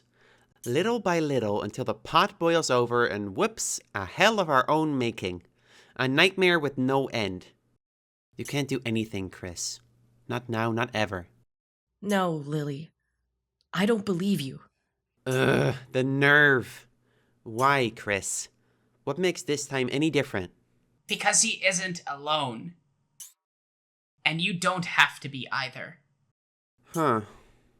I didn't expect this. Okay, son boy. I'm giving you one last chance. Show me that things can be different. Show me the way out.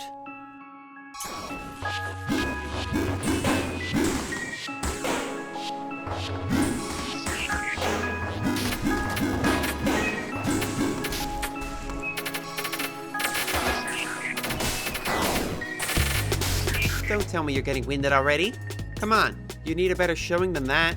Buzz off, Lilli. You've always been such a know-it-all. Time to give it a rest. You got the hotheads back. Pleasant as ever. Alright, Serah, just for you. Let's crank up the heat.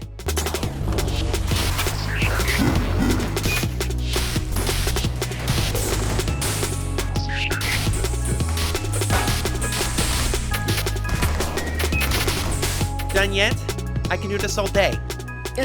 Come on, Lilli. What do I need to do to convince you? We can't fight forever. The Sanctum sure can. Believe me, I've seen it. Unless you got an army on your side, the Sanctum will crush you every time. They have all the power. They'll always crush you. Not if we have anything to say about it. Fighters, take aim. Oh shit! And they got guns too? Hell yeah, now it's a party.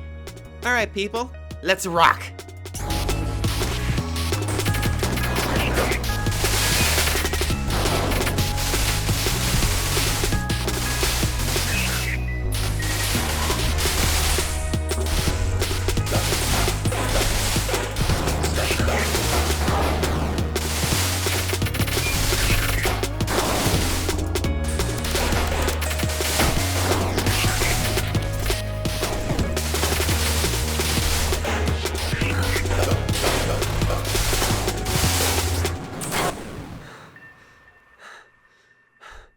What? That's all? Come on, don't stop now. This party is heating up. Lilli, stop. You're embarrassing yourself. I know it's hard to put your trust in a better future, especially in a world that punishes any who dares to dream. But if you can't trust in that, the least you can do is trust in us. Because even if you lose faith, you'll have someone to fall back on. Trust me. Chris, talk about embarrassing. You know, I never really thought this could happen. Seeing us all together like this, it feels... I can't explain. It's like being happy and terrified all at the same time. Like I'm holding something precious and fragile and I can't let it be taken away. And inside I see... us. All of us. And somehow we're finally safe. Lilli. Ah, damn it. Fine, I'm in. But you gotta let me use one of those guns. I want to shoot some nightmare freaks. Pew, pew, headshot. Wait, really? Yes, really. I want to join. What, you think I can't be sincere? We can call ourselves, the Paradiso Liberation Unit. With everyone gathered, we prepare for our last move. Serah dubs our final attack Operation Deicide. 3 squads will make their way to the Neo-Sanctum's headquarters. Michael and Lilli will take the main offensive in Squad A. Serah and her team will form Squad B, which will flank whatever forces come in retaliation. During the commotion, Naomi will work with some of Serah's team to sneak back into the basement with the weapons cache, and disseminate them among those who haven't given in. With fresh troops armed, they'll come in from behind and clean up whatever's left. Then, there's Chris. Chris's job is to not be a hero, to run interference and pull attention on the outskirts of town. Which we'll of course be able to do, because we can easily teleport everywhere. Love that that's a canon detail. Brings me endless joy. Aw, Chris has zoomies. If all goes well, the last of the Neo-Sanctum will be purged, and they may even have a chance to escape Paradiso as a whole. Regardless of what happens next, though, it does feel like it will be very final.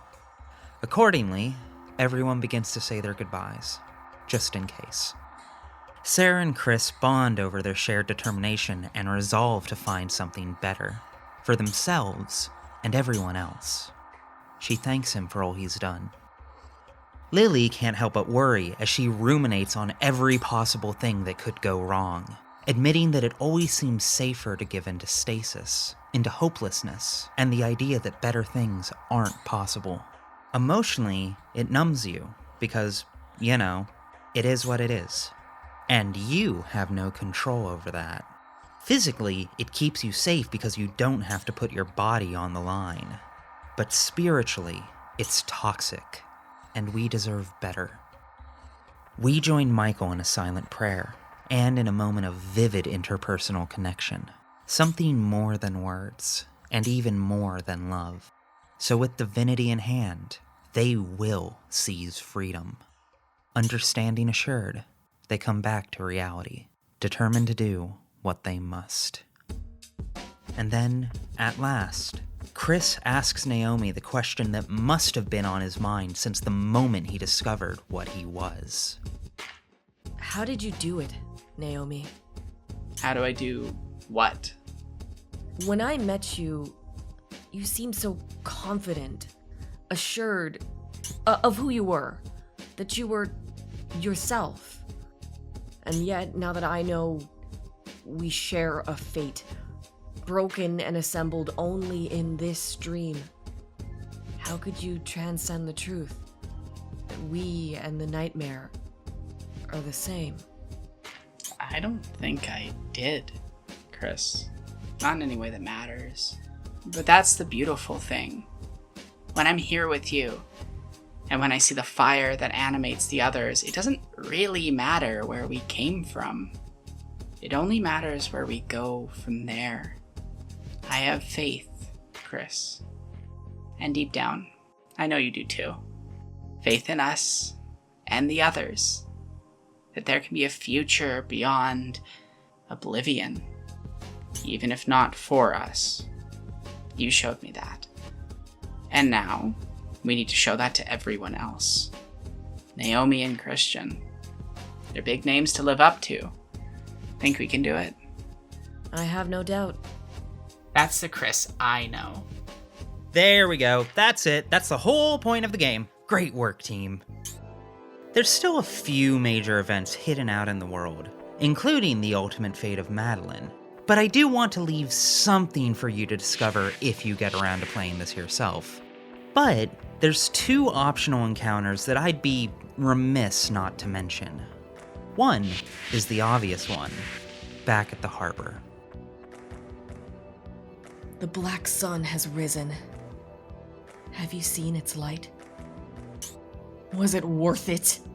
Giving your life for one who so disregards their own. A light as powerful as the sun itself. And you couldn't take it. So we turned away as the light turned black and cold. You're wrong. It wasn't fear that snuffed that flame. I spent my whole life afraid of what they might do to me if they knew. And that lent to pushing my very being to these dark, rotted corners. To never touch the light, feel the warmth of their glow, the gentle caress on my cheek. We shied away. But I wished more than anything to join us in embrace. A kiss to burst that garden out of the depths, proudly into the light. Even if it won't be me, Lucah lives on. And if that meant giving everything, I'd do it all again. Every drop of my blood, every screaming nerve to my last breath. It wasn't hatred, Christian, nor guilt, nor lust. It was who we are. The person Lucah loved. And yet, the black sun triumphed. This nightmare's end will be your own. Can you accept that? I have to. Then prove it!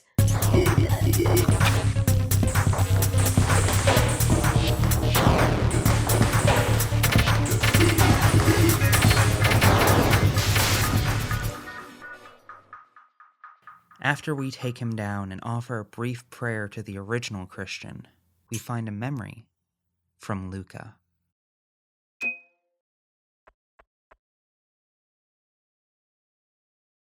No words. Only a moment. Surrounded by pale trunks and fallen leaves, a pale sky holds still. Sunlight drips across their lips, sourced from sky or glint.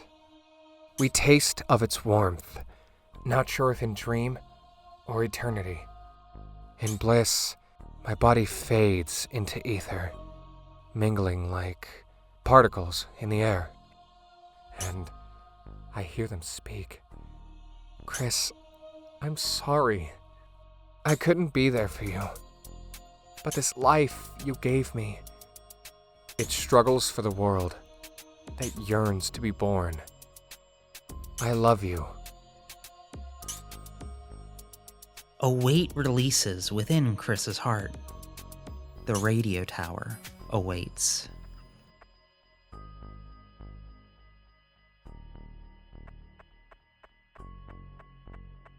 Lucah. That guilt you felt. I'm sorry. I couldn't understand what I was, but now... let me show you how much I've grown.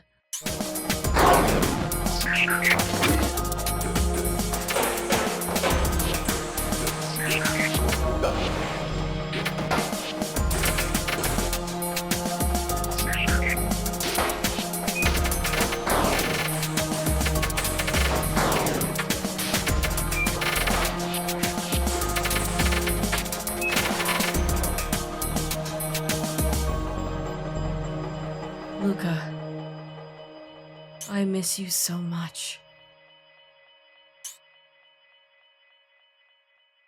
For our closure, we are at last awarded with a virtue that slows the build of corruption to a crawl.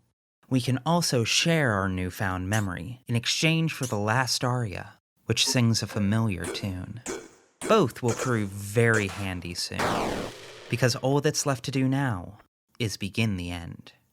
We return back to base and get ready for our final attack.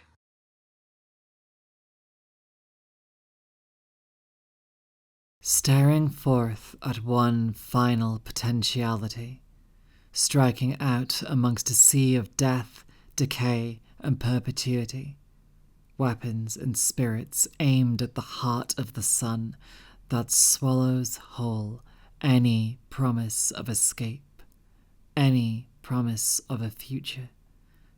They will pave the way with blood of the oppressors and the oppressed, right and just. A rumbling, a swarm of blood-red, golden steel, and eyes of nightmare. The siren begins to blare. The final confrontation begins. Fire! The fight immediately descends into kaleidoscopic phantasmagoria, pure chaos, as the Neo-Sanctum holds nothing back. Nor do we. Dozens of Crusaders flood the streets. Enemies once strong enough to qualify as bosses arrive in waves, flanked by a cadre of gunmen. All of Serah's troops rush to engage, or, more accurately, to provide cover for the Arya users to do what we do best. Meanwhile, Chris rushes from place to place, doing his part to pull his allies and friends out of the fire, as we cut down legion after legion. And yet, with the power of the Black Sun at its peak and seemingly desperate to protect itself, the Sanctum's strength and numbers still seem endless. Even as the Liberation Unit fights their way to the seat of the Black Sun, they continually find themselves pinned down. Someone needs to stay behind to keep them occupied. Ash, Serah's right hand, demands that we go on. Serah tries to protest, but Ash won't be denied a chance to offer this act of love. So she charges forward, and we charge back, into the headquarters. We regroup and reload inside of the ammo depot before promptly beginning our ascent. As we make our way past the entrance, however, we are greeted by a familiar creep.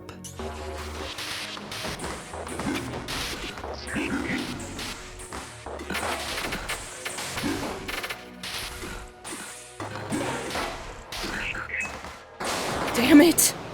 There's no end. Serah, the entrance. God damn it! How? We can't keep fighting forever. How can we stop them? They won't stop. Not unless we do something drastic. Naomi. The real Naomi. I know what she would do. Everyone start climbing. I can make sure they don't follow. No, Naomi, stop! We can't lose you too! Chris, trust me. I knew from the start that this next world wasn't for me, but I never would have chosen to fight if you all didn't give me someone to fight for. Naomi is a big name to live up to. It's my name now, and I know how I'll prove myself. You want this, assholes? Then come and take it.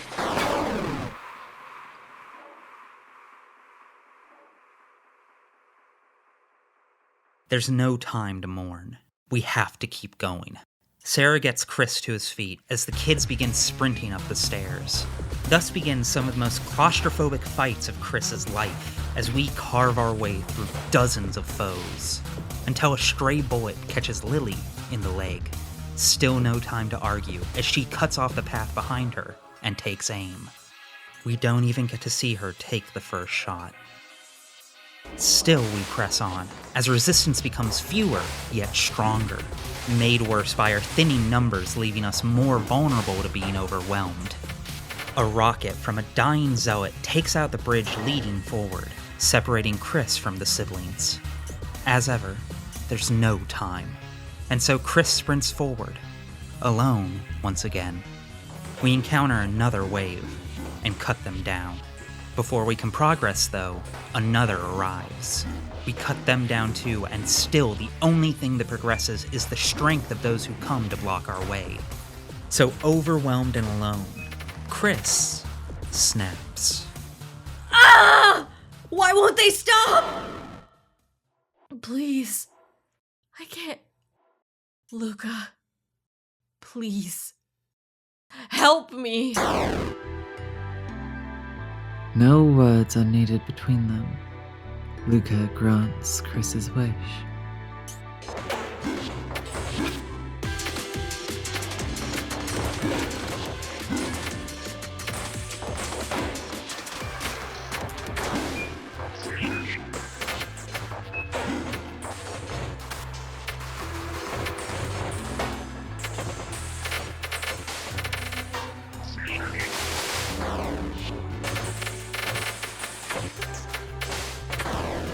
Lucah, it's really you.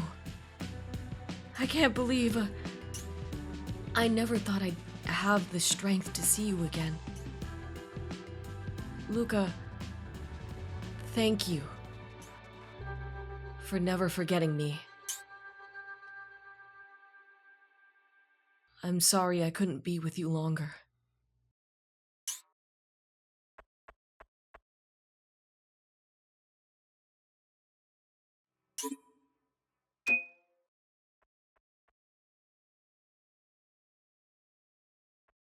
Took you long enough.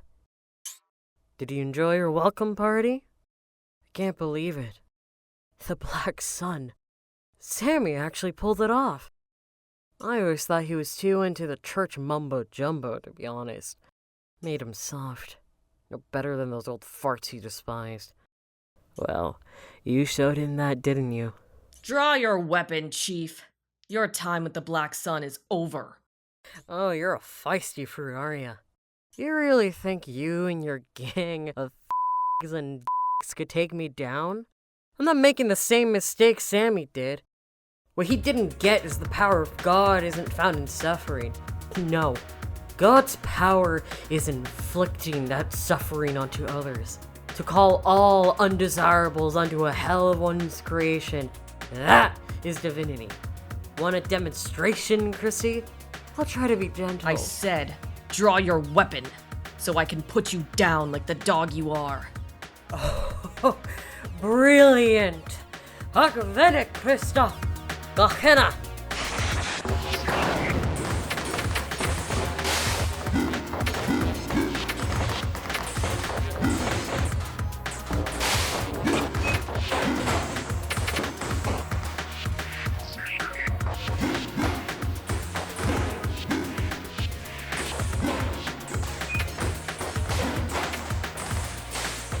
No, wait.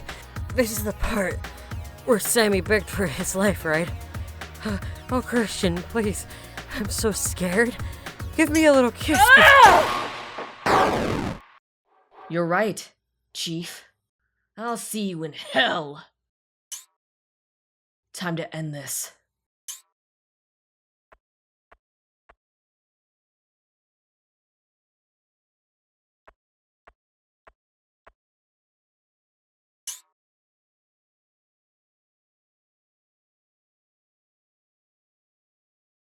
Show me, Chris.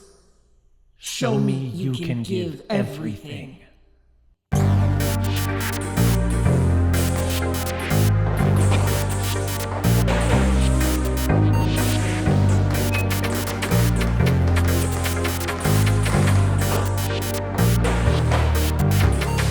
This spells the end of your existence. Yet you struggle alone. You are not fit to end this.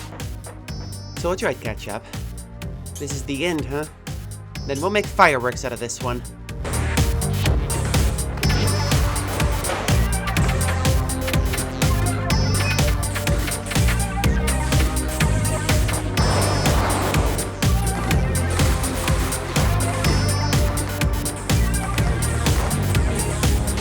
Even united, your efforts are small, futile. The world accelerates into nothing, yet binds its subjects in pain and stasis. I merely manifest Mikey, your now! I'm getting real tired of hearing this doomer shit. Don't you get it? Chris isn't doing this for himself. He's doing it. We're doing it. Because they will live on. All the others, here and back home. Even if I won't see it, Serah, and Lilli, and Michael, and all the rest will. Naomi showed me that, and I can't throw that gift away. My blood, this battle, my sacrifice, is my love.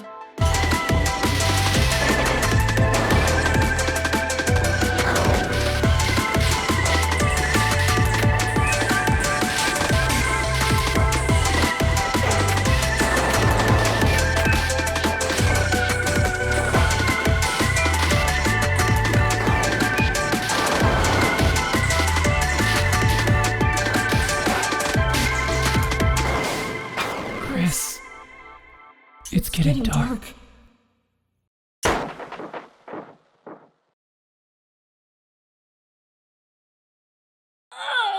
Chris! Chris, hang on! No! I'm fine, I swear. This is it. Your chance. Take it. Chris. You'll never know what this meant to me. For a moment, infinitesimal and everlasting, Michael locks eyes with Chris. In the pain, a brief respite. They connect beyond words and matter, and Michael turns to go towards unknown destiny. Chris, thank you. I'll send Lucah your love. Lucah, Michael, Lilli, Serah, Naomi, Ash, my loved ones, and all I'll never love. Thank you.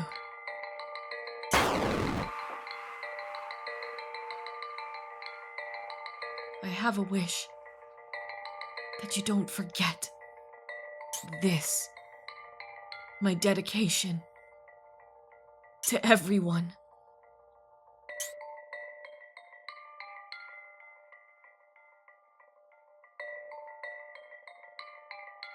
A dream.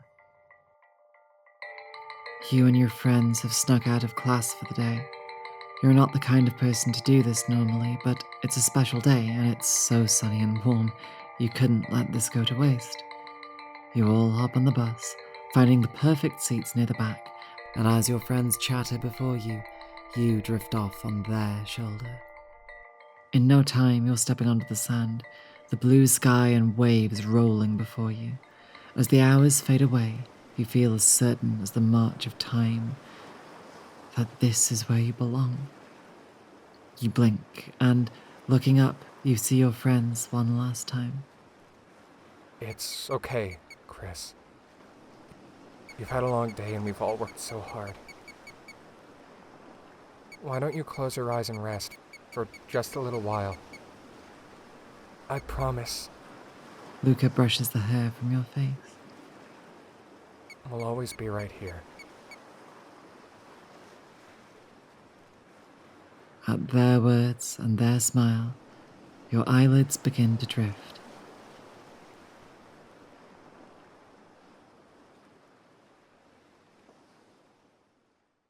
As the dream comes to its end.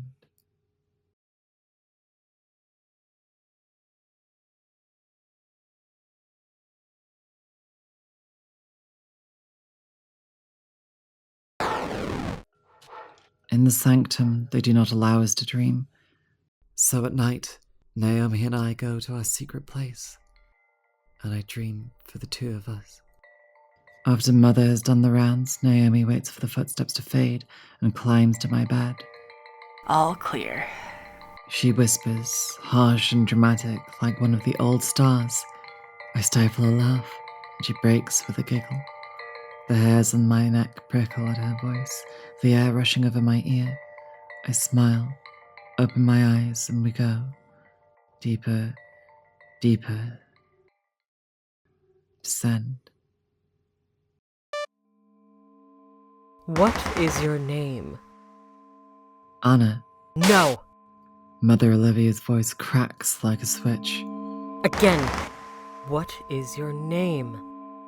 Anna. Insolent! I should pluck your feathers for this.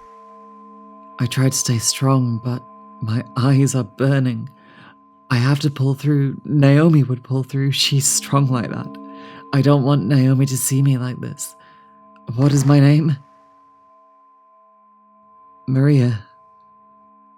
I hold back tears as the title leaves my lips. There. You should have said that first. Maria, if you continue down this path, there'll be nothing I can do to help you. You will be damned. And you know what the worst part will be? It'll be only your fault.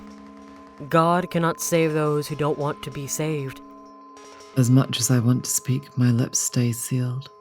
Mother want to prove you the way. As Mother Olivia stares at me, I'm overcome with a crushing gravity. Black as the pupils of her eyes.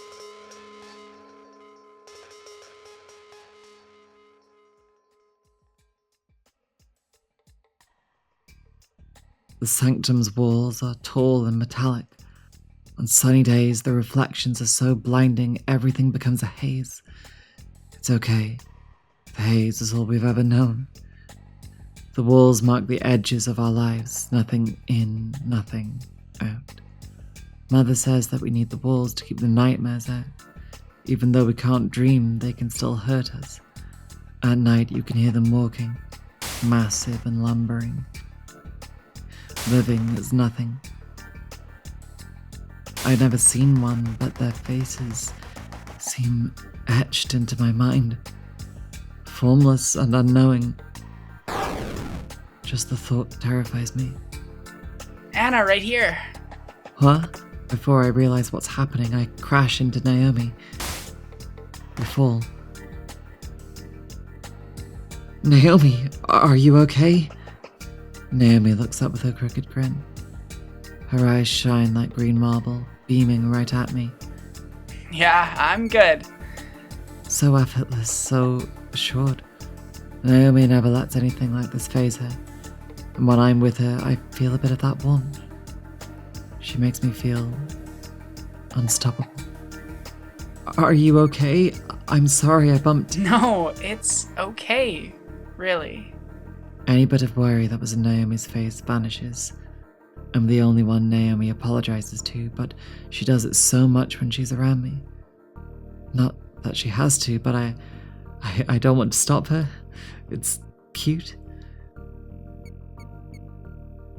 As we get up, Naomi puts her arm around me and my pain disappears. Now, can you tell me another dream?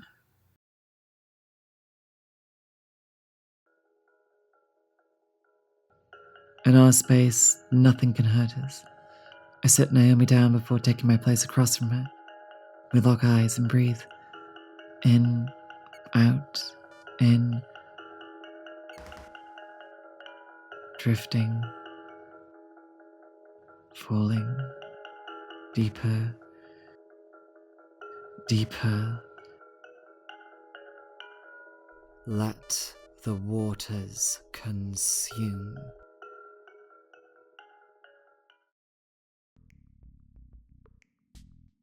The days pass in and out like ghosts through the halls. We meander along, aimless and scared, only knowing the course set for us. Father says that we're destined for greatness. Mother keeps us in line. At morning roll call, I see my classmates file up. I make sure to get there early, not because I enjoy catechism, but because I don't want to be singled out more than I already am. Which unlucky sister Father has his sights on goes down the list, marking off as we regurgitate our given names and creeds. Natalie, Christopher, Serah, Kira, Jonathan, Lilli. The pen reaches my name. I've rehearsed this 1,000 times, but my lips still falter. From a podium, Mother Olivia flashes a stare that sears into my brain. Maria. Pain gets subtler every time. Maybe that's the point. Erase and erase until there's nothing left. Or maybe I'm just paranoid. The pen reaches Naomi's title. Per usual, as she's stumbling into line, failing to hide her tardiness. She stands erect, patting her shirt to flatten the wrinkles. She's trying so hard to appear together. Nate, I mean... She catches herself. Davy, here. I feel that sting again. She's so much better at this than me. But Mother knows what she did. She'll call Naomi to one of her private meetings, show her how dark her feathers have become, and berate her about her purity, even if punishment only adds to the guilt. Though somehow, I trust it'll all be okay in the end. That sounds like something Naomi would say. Floating, weightless. I open my eyes, and Naomi is drifting with me. Down, down into the darkness. We are dreaming. I grab her hand and we land gently, one foot then the other. The surface is wet and shimmering on top of an endless ocean that glints in the void. Slowly, stars appear in the sky, one here, another there. They are faint and flickering, but that their shining gives us hope and warmth. One day, we will fly. One day, we will see stars. Naomi's eyes twinkle at the sight, her mouth agape in wonder. She reaches to the heavens, hoping to catch a star as it falls. She looks back to me, and time freezes. Now, concentrate. I narrate the feelings going through my body, thousands of senses, both real and imaginary, that I breathe life into with my words. A small light shows beneath the surface. As I whisper, it grows until it envelops all the ocean that we see. The light rises, the water breaks, and though the waves are tall, they pass over us like a gentle breeze. I take it, grasp it, bring it to my chest, then sprinkle it onto the light. Glittering dust turns to grains of sand. The sand gathers into a mass, and soon we are standing on the shore of a magnificent island. A gasp escapes our lips. Naomi looks at me. I want to go here. Will you take me someday? I smile and exclaim, "Yes, and we'll climb the trees." Trees of all different kinds springing from the ground, some tall, some leafy, all green and beautiful, like the ones we only know from the picture book, fronds sway and rustle. We climb, we see, we gather the fruits and roll in the leaves, and we'll swim in the water. Cool, blue, lovely and clear. The fish are our guide, wondrous and free, dancing as if in space, nothing tying us to our mortal flesh. All sound erased, no more lectures or punishment, no more sin. We can dream together. A dream of our own. No one to stop us. Together. The birds we planted in the sky sway in the wind. Their feathers drop as they fly, drifting, floating, falling. They envelop us, gentle as snow.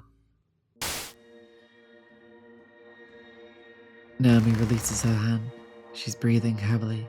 Gasping for air, she grabs at her chest, eyes wide in terror. She doubles over, and I cry at her side. Naomi! Naomi, breathe! Tears roll, but no voice comes.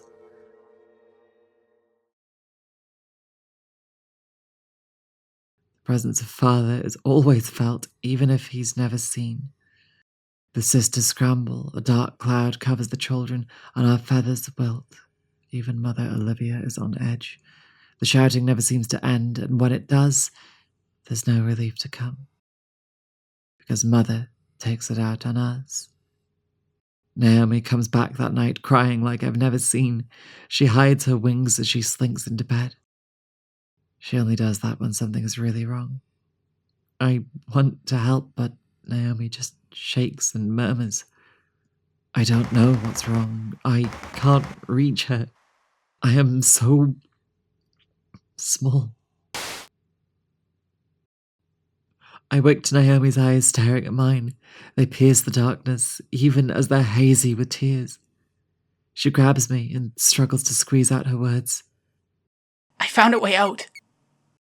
I found a way out, Anna. But I need your help. Please help me. I need to get out of here. She didn't have to say more, but I can only smile when she says, I want to have a dream of our own.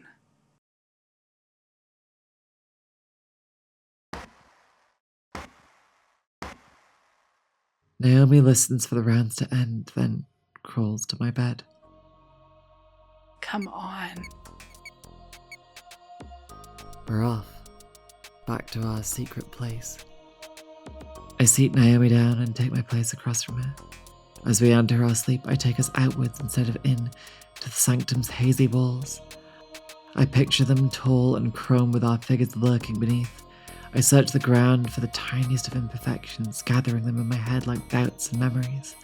The cracks come together to form a picture in my head, a gap, an emptiness forming through my will. So I push, I strain, forcing myself harder than I ever have to drag Naomi and I towards the darkness. A lone shadow on a sunny day, taking hold, wrapping out bodies, in, out, release. I scream a silent scream that cracks the world around us. It all shatters vision by vision, leaving only Naomi, the world, and me.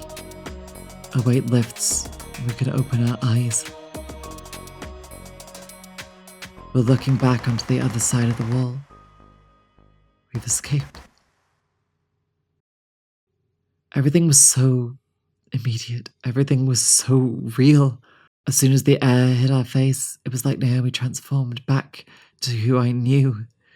We run, jumping around. The grass is so inviting.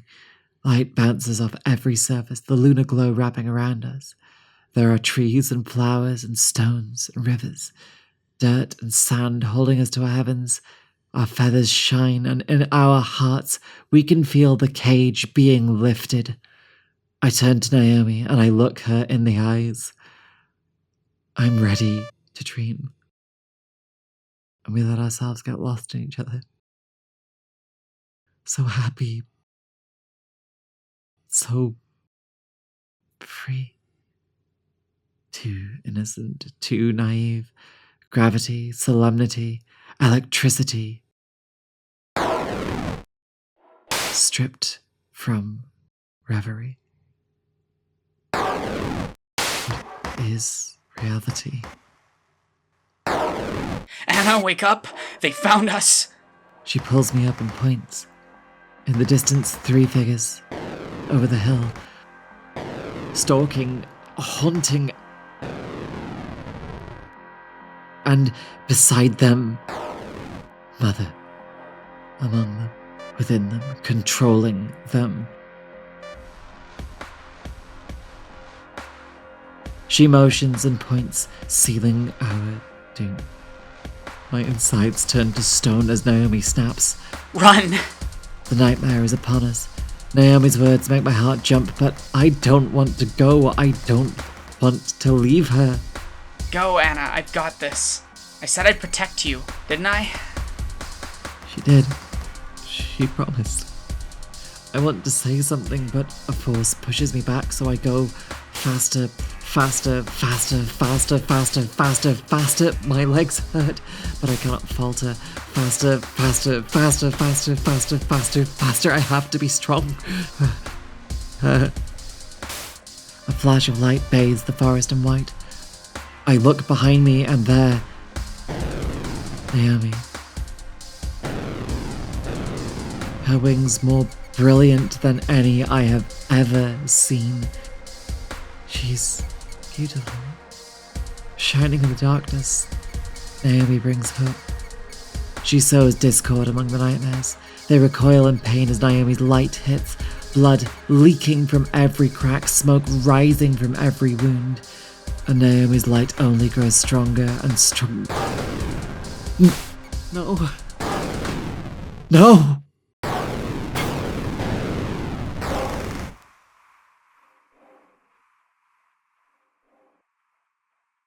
Have you ever seen an angel die?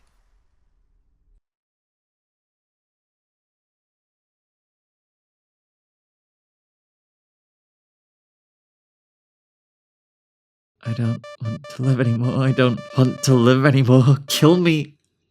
Kill me, kill me! Rage. Sorry.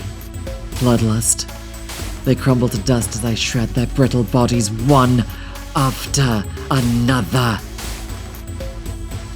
It doesn't help, it doesn't help, it doesn't help. They don't stop. A palm of my face mothers upon me, crashing into the ground. My head pounds, my ears ring. I feel blood trickle down my neck. Mother must die. Mother must die. A slash across her cheek, tearing the flesh from her wrist, smashing her bones into nothingness. She pulls me down further. The ground sinks at my weight. The earth is retaking me, returning to ash, but not before Mother dies. Her final cry, pathetic and meek, floats into the air. Scattered white and black dust. I accept this. I deserve this. The ground takes me. Only the darkness remains. As I sink, I feel cold. Deep in my body. Deep in myself. Floating. Falling. Down. Down. Down. Let the water consume.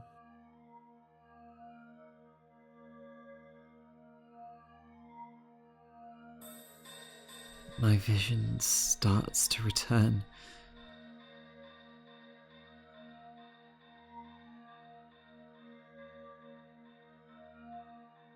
Is it Naomi?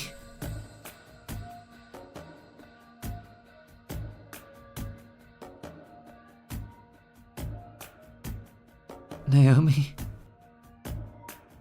I focus as hard as I can, picturing her. Her eyes, her smile, that awkward way she walked, legs too long for her body and shoulders slightly too broad. It made her so insecure, but she never showed it.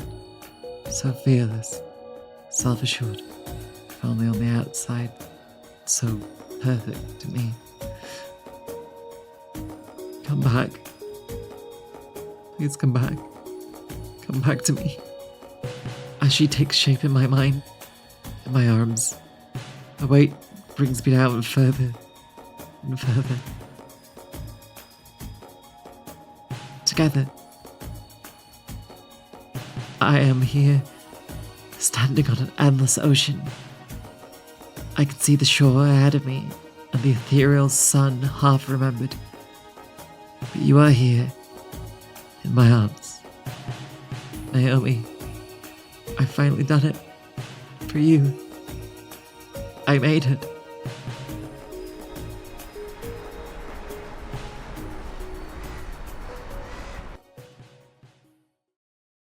A dream of our own.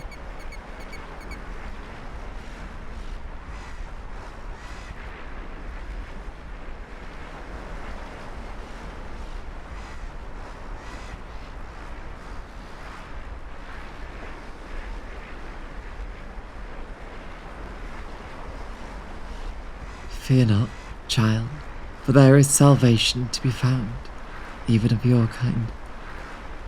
The mark has claimed another.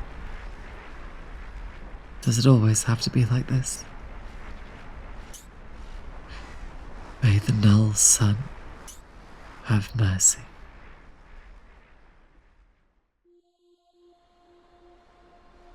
Lucah, Born of a Dream is the prequel/sequel/sidequel/predecessor to Death of a Wish, the original TV series to Death of a Wish's rebuild, with many of the same characters, premises, events, locations, art assets, mechanics, and themes as each other.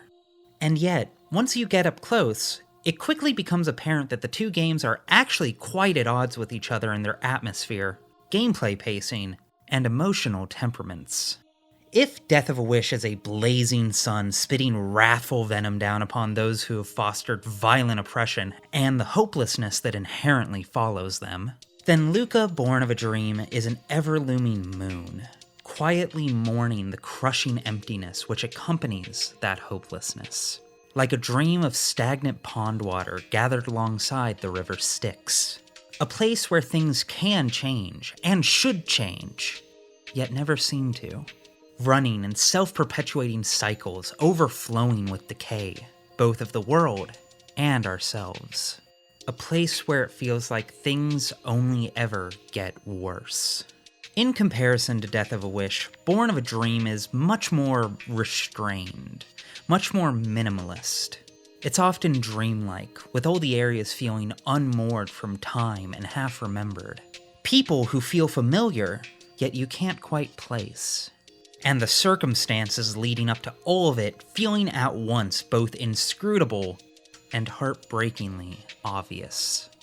A world that feels hostile, lonely, and untrustworthy.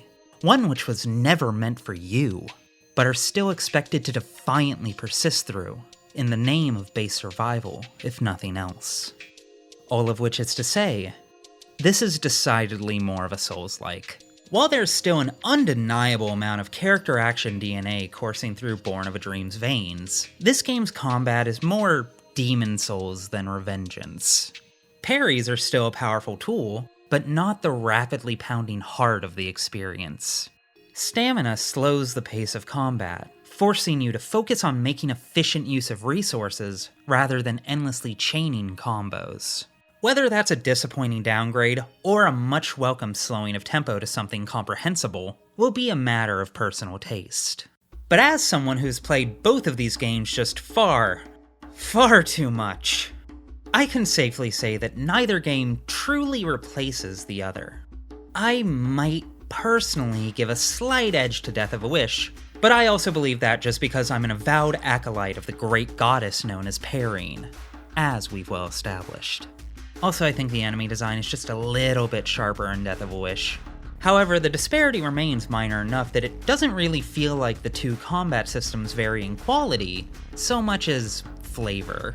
Because, despite their superficial similarities, these two systems actually create very different emotions within their moment-to-moment gameplay. Stamina redefines everything. I would argue that it is literally genre-defining. You can have a character action game with bonfires, and you can have a Souls-like with a combo meter, but whichever one has the stamina meter, that's your Souls-like. Purely by virtue of how the presence or absence of stamina inherently changes what the game is asking of you, both mechanically and emotionally. Stamina is a mechanic which calls for diligence far more than reflexes, and all the cautious hesitation that entails. The headspace required could not be more at odds. It's the difference between patience as your only means to survive, versus patience only being good for a DPS loss. In Death of a Wish, you die because you get too greedy, too ravenous, as diligent reason crumbles into beady-eyed blood rage. Much like our main character. In Born of a Dream, you die because you weren't careful enough, and did something you thought you could get away with, but instead just left you deeply vulnerable. Much like our eponymous character. It's why a lot of the Death of a Wish gameplay you see here might occasionally look like an endless barrage of spam to the untrained eye. I promise there is a method to this madness. Meanwhile, you may have also noticed that a lot of the Born of a Dream gameplay is spent waiting for someone to try and hurt me so that I can respond accordingly. Particularly in the first playthrough, which lacks the style meter and its incentives for aggression. And those mechanics color everything. When one attack only costs frames, while the other can cost the ability to dodge, you can't help but approach the entirety of not just combat, but the whole game world with very different emotions and mindsets. One is about being a hunter. The other is about being hunted. The same distinction that has forever separated character action from Souls-likes as genres remains true here. Does this mean that Sekiro is a character action game? Yes, but y'all weren't ready for that take yet. The game's Souls-like nature doesn't just live in its mechanics and combat, but in its tone and storytelling as well. Taken as a whole, Born of a Dream feels much more like a horror game, much higher on the dream simulator scale. or nightmare simulator in this case. Whereas Death of a Wish's storytelling is grounded in its characters and the narrative vignettes they bring with them, Born of a Dream is much more rooted in implication, in inference, and the uncertain atmosphere that brings with it. This is a game for people who are already weird about Yumaniki, but also feel that the experience would have been improved by Virgil occasionally showing up to mix up your shit. It's why this section of the script is going to lack the kind of comprehensive summary we just gave to Dua. Bode would simply not be well served by it. The whole experience lives and dies on its mood and symbolism, a shadow play in all but name. I emphasize the importance of Born of a Dream's tone and more subdued approach because I appreciate that otherwise, at a glance, these look like they could be literally the exact same goddamn game.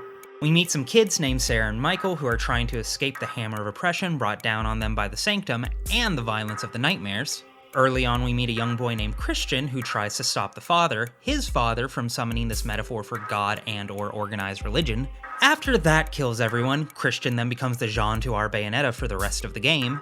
Then, after exploring some neighborhoods, harbors, and forests, we meet a girl named Lilli who seems to know way more than she's letting on about who we are and what the deal with this world is. Then a lot of children die really tragic, unnecessary deaths.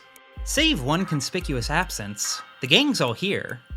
Unlike Death of a Wish, though, they all just kind of come, then go.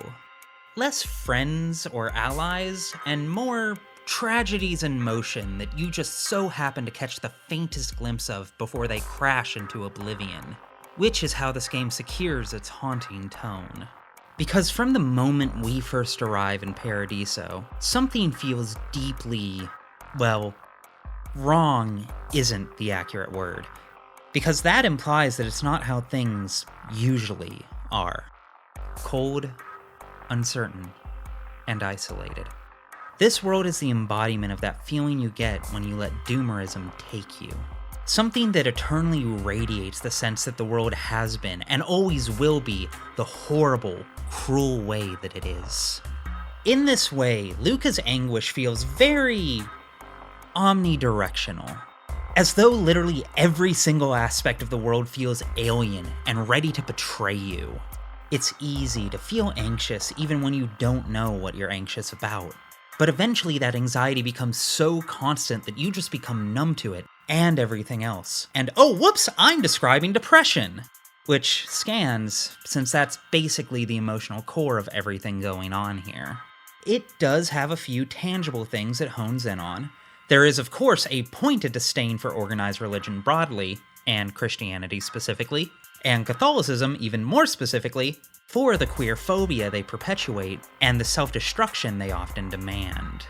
Notably, though, it also sidesteps commenting on faith in and unto itself. For a pair of games that are so thoroughly about religion, faith, and the suffering of worship, they actually have surprisingly little to say about God or divinity. Rather, the game directs its anger at those who presume to speak for God, as they weaponize faith as a tool of control and oppression. As central as religion can seem in all of this, though, it ultimately feels subservient to the clear existential anxiety coursing throughout everything.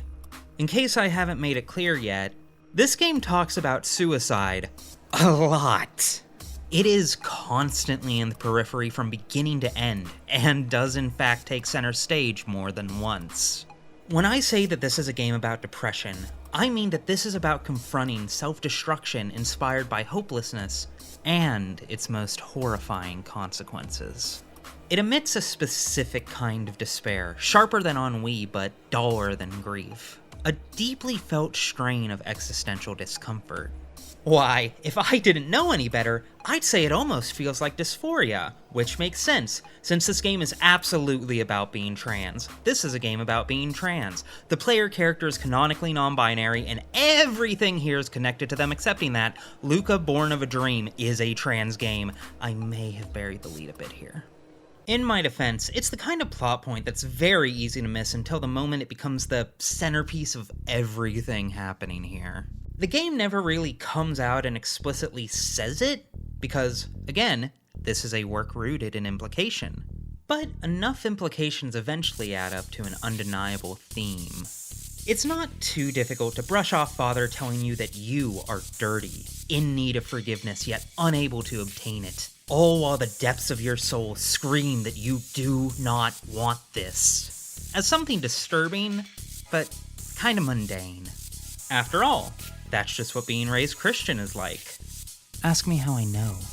It's easy to hear Chris lamenting that he feels obligated to hate both you and himself, while remorsefully grieving that you still have the power, the strength to continue dreaming, as his dreams fade further and further with each night, before you shrug it off as the angst of a traumatized teen.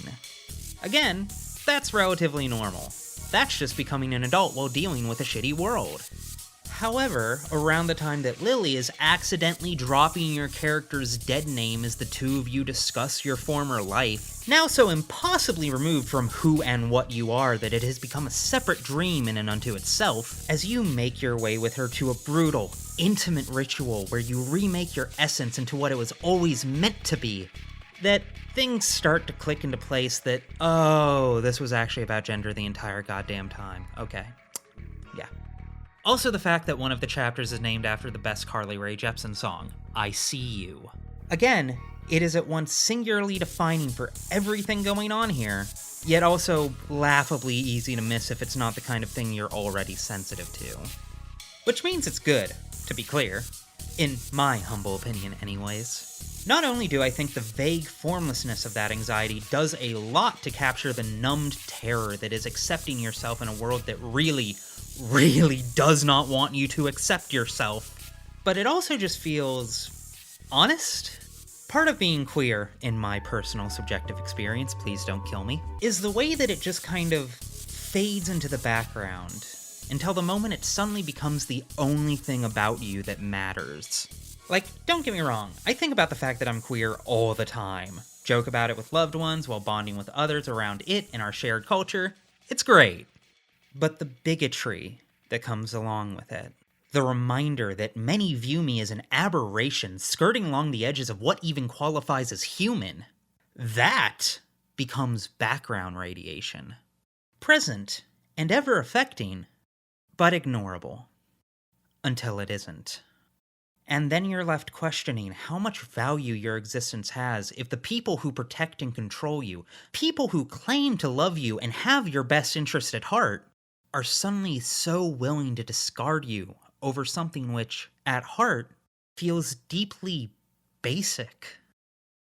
Let me tell you, that question will drag out a lot of really ugly emotions if you let it. And so, through its abstraction, Born of a Dream is able to capture the subtle yet distinct kind of queer anxiety. Perhaps the most incisive part about how Born of a Dream approaches queer anxiety is the way that it consistently recognizes that one of the default responses to this anxiety and its resultant trauma is to develop a reflex to close yourself off, to self-isolate. If there is any major line in the sand that truly separates Death of a Wish and Born of a Dream on a thematic level, it's that one is very much about opening yourself up to others and connecting with them in spite of your own trauma, while the other is about the fact that you simply can't. Everyone here except Chris closes themselves off on impulse, and even Chris only really knows how to connect with rage and aggression. You pass through the world with people entering and violently exiting too quickly to feel much of anything, except for the creeping sense that they deserve better, and a desire to give them that, and a knowledge that you cannot. Everyone is either a perpetrator or victim in waiting. How could Lucah possibly get attached to anyone? So they distance themselves, staying perpetually silent. Based on the conversation they have with Lilli, Lucah is not a silent protagonist, merely an intensely quiet and avoidant one, because they are traumatized. They have a backstory. They have a dead name. They have a defense mechanism that goes beyond just parries. There is a reason that for all of the fury and pain coursing through its frantic gameplay, the actual core experience always comes back to one of numbing dissociation. Overall, Born of a Dream struggles to look that pain and tension directly in the eye, Not in an evasive way, it is just as willing to show some truly extreme violence and cruelty as Death of a Wish is, but more in the way that someone struggles to look at the sun. It's too much to look at directly, too overwhelming, too damaging. And thus, most of its bleakest elements get left to tone and abstraction. After all, how could it not? The harshly sketched edges of the world building may lack specificity, but they do serve to make everything feel colossal, unknowable, and cosmic in scope, as though you're in more of an allegory for a state of being rather than an actual tangible place. Because you are. The game world itself is as much of an expressionist painting as any of the writing, opting for broad, flowing strokes to evoke transcendent feelings, rather than getting bogged down in useless specificity. Honestly, all things considered, it reminds me a lot of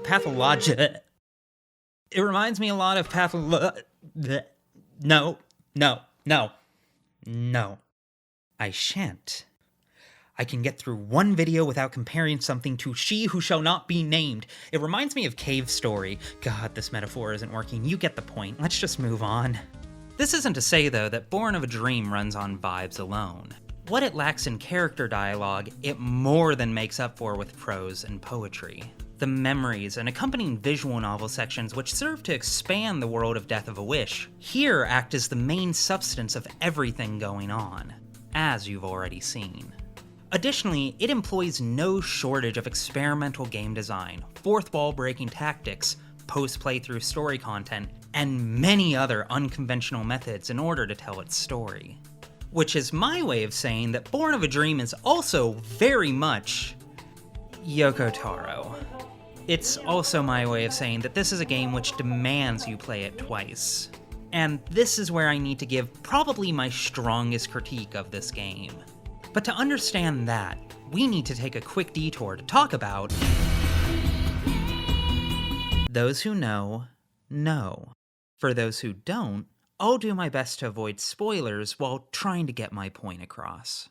Put succinctly, a Yoko Taro ending is a video game ending which deliberately tries to lead you into immediately committing to 100% completion New Game Plus playthrough by using the allure of new mechanics, new story events, and, most critically, a major twist which recontextualizes the whole story with knowledge you acquired during your last playthrough.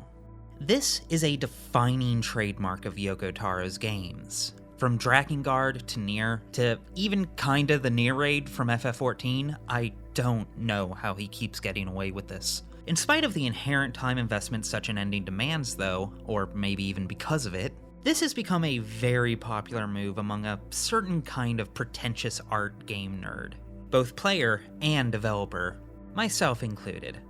Which makes sense. It's a powerful move that really hits home for the people it works on. At its best, it rewards investment in the biggest possible way while casting the entire experience in a whole new light, which makes the plot feel far more considered, the world more mysteriously intriguing, and our actions in the gameplay more meaningful, in the way that seeing the same event from two unique angles only ever can. It's hard not to stand in awe of it every time. Even at its best, though, that's a whole second playthrough you're asking of players. So you better make damn sure you can pull this off, or you're going to alienate a whole lot of people who ain't fucking doing that shit. And will then miss out on the entire point of the game. But man, if you can pull it off, then it is utterly transcendent. A storytelling sleight of hand that could only ever be achieved with narrative games as an art form. If you can pull it off. The issue is that not even Yoko Taro could ever pull off a Yoko Taro ending. At least not in its purest form. In its purest form, the game strictly requires at least 2 full playthroughs. Drakengard is like this. This is also, as chance would have it, how Born of a Dream functions. And as chance would also have it, both games really suffered from people hitting the first ending and then washing their hands of them while saying, "Yeah, I've got the idea. That's good enough." No, you don't have the right idea. You haven't even seen the Nightmare Babies yet. So, the question then becomes, how do we solve that problem? There's a handful of ways to address it, but two obvious solutions come to mind right away. Make it more fun, and condense that New Game Plus experience. When structuring a game around an ending like this, applying a more character action-esque approach to combat makes intuitive sense. Character action games are games defined by being replayable and rewarding mastery. So apply that to a Nier-esque second playthrough that carries both new context and mechanics. A legitimately great idea. It's such a great idea, in fact, that Yoko Taro also had it. And even with the help of Platinum Games during their peak, Nier Automata still had people complaining about having to replay any amount of it, or who would just tacitly refuse to play past ending A. Even after compromising on the second playthrough by drastically abridging its length and giving you a completely different character to play it with, just the very premise was enough to ricochet some people off the game. Yoko Taro has some really great tricks in his arsenal, and perhaps none are more famous than this one in particular. But it's honestly debatable as to whether or not even he's been able to successfully execute it in a way that was greeted by general audiences with anything warmer than begrudging acceptance. It's always sad to see, and it was especially sad to see with a game as good as this. To be clear, this isn't me saying these things are bad. Quite to the contrary. Yoko Taro remains one of my favorite directors, especially if he ever makes another game. Automata was almost 10 years ago, gacha games don't count. I love him because he's willing to do bold stuff like this, and I'm not here to talk him or any dev out of it. Likewise though, when I think of Lucah, I almost immediately think of how incredible that second playthrough is. It's so good that I can't help but wish that it was also the first playthrough. And that breaks my heart, because I think that the impact of recontextualizing all of these events really does add to the experience in a way that can't be replicated otherwise. If you can commit to seeing it all the way through. The stuff hidden in that second playthrough is sincerely phenomenal, the kind of art that continues to stick with me and inspire me even years later. But that only counts for so much when most people don't actually play it all the way through. Just like how most people back in the early aughts didn't see past the first ending of Drakengard. So the moment Lucah committed to using the same trick, in its limited scope, the odds were automatically stacked against it. Fortunately, Death of a Wish learned all the right lessons, in much the same way Nier Automata did. But it doesn't change that Drakengard is a more difficult game to recommend than it really should be, even before getting into the child abuse. So too, with Lucah. End mini-essay. I tell you all of this not to dissuade you from playing Born of a Dream. Again, quite to the contrary.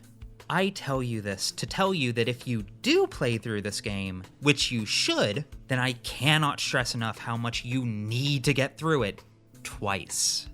I have privately lamented for years at seeing how few people ever got to see this game as it truly was, because it hides much of its best and most creative storytelling behind that second playthrough.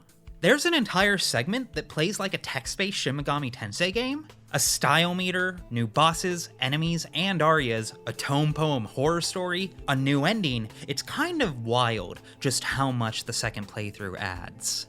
Perhaps most vitally though, that second playthrough is given a whole new context and grounding by the intermission visual novel section, which breaks up the two runs. This is actually me justifying the heinous crime that I've already committed, in true Ozymandian fashion. Because that whole visual novel section we just ran through at the start of this, Sacrament I, is in fact the first ending of Born of a Dream. But why? Why would I lead with an ending? It might feel like game-ruining spoilers to just throw out there, but A, because of Death of a Wish, you already broadly know what happens between Maria and Naomi. B, it does really feel like the core bridge which ultimately connects the two games, as it emphasizes that both are dream worlds created by dreamers out of grief and pain. C, if you're going to see any part of this game, I really do think it should be Sacrament I. Feel like that nails both the vibe and substance of the whole experience. And D, while it is understandably locked away at the end, I feel pretty strongly that it works better as an opening, because it serves as both grounding and explanation for everything happening in this game.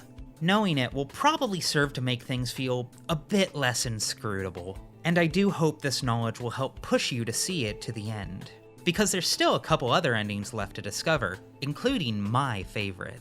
Holy shit, we're not even going to get to talk about the Descent in this video, but just trust me. After you've hit the true ending, just come talk to this guy. Promise it'll be worth it. Otherwise, I don't know. Maybe I'll stream it eventually, once I recover from Dawn Trail brainworms. Before we wrap this up and get to my final thoughts on both of these games, I want to make this as clear as I can. If you love action games, you should play both of these games, and play them to completion. If you love weird, artsy mood pieces that feel as raw and honest as they do creative and well-crafted, play them.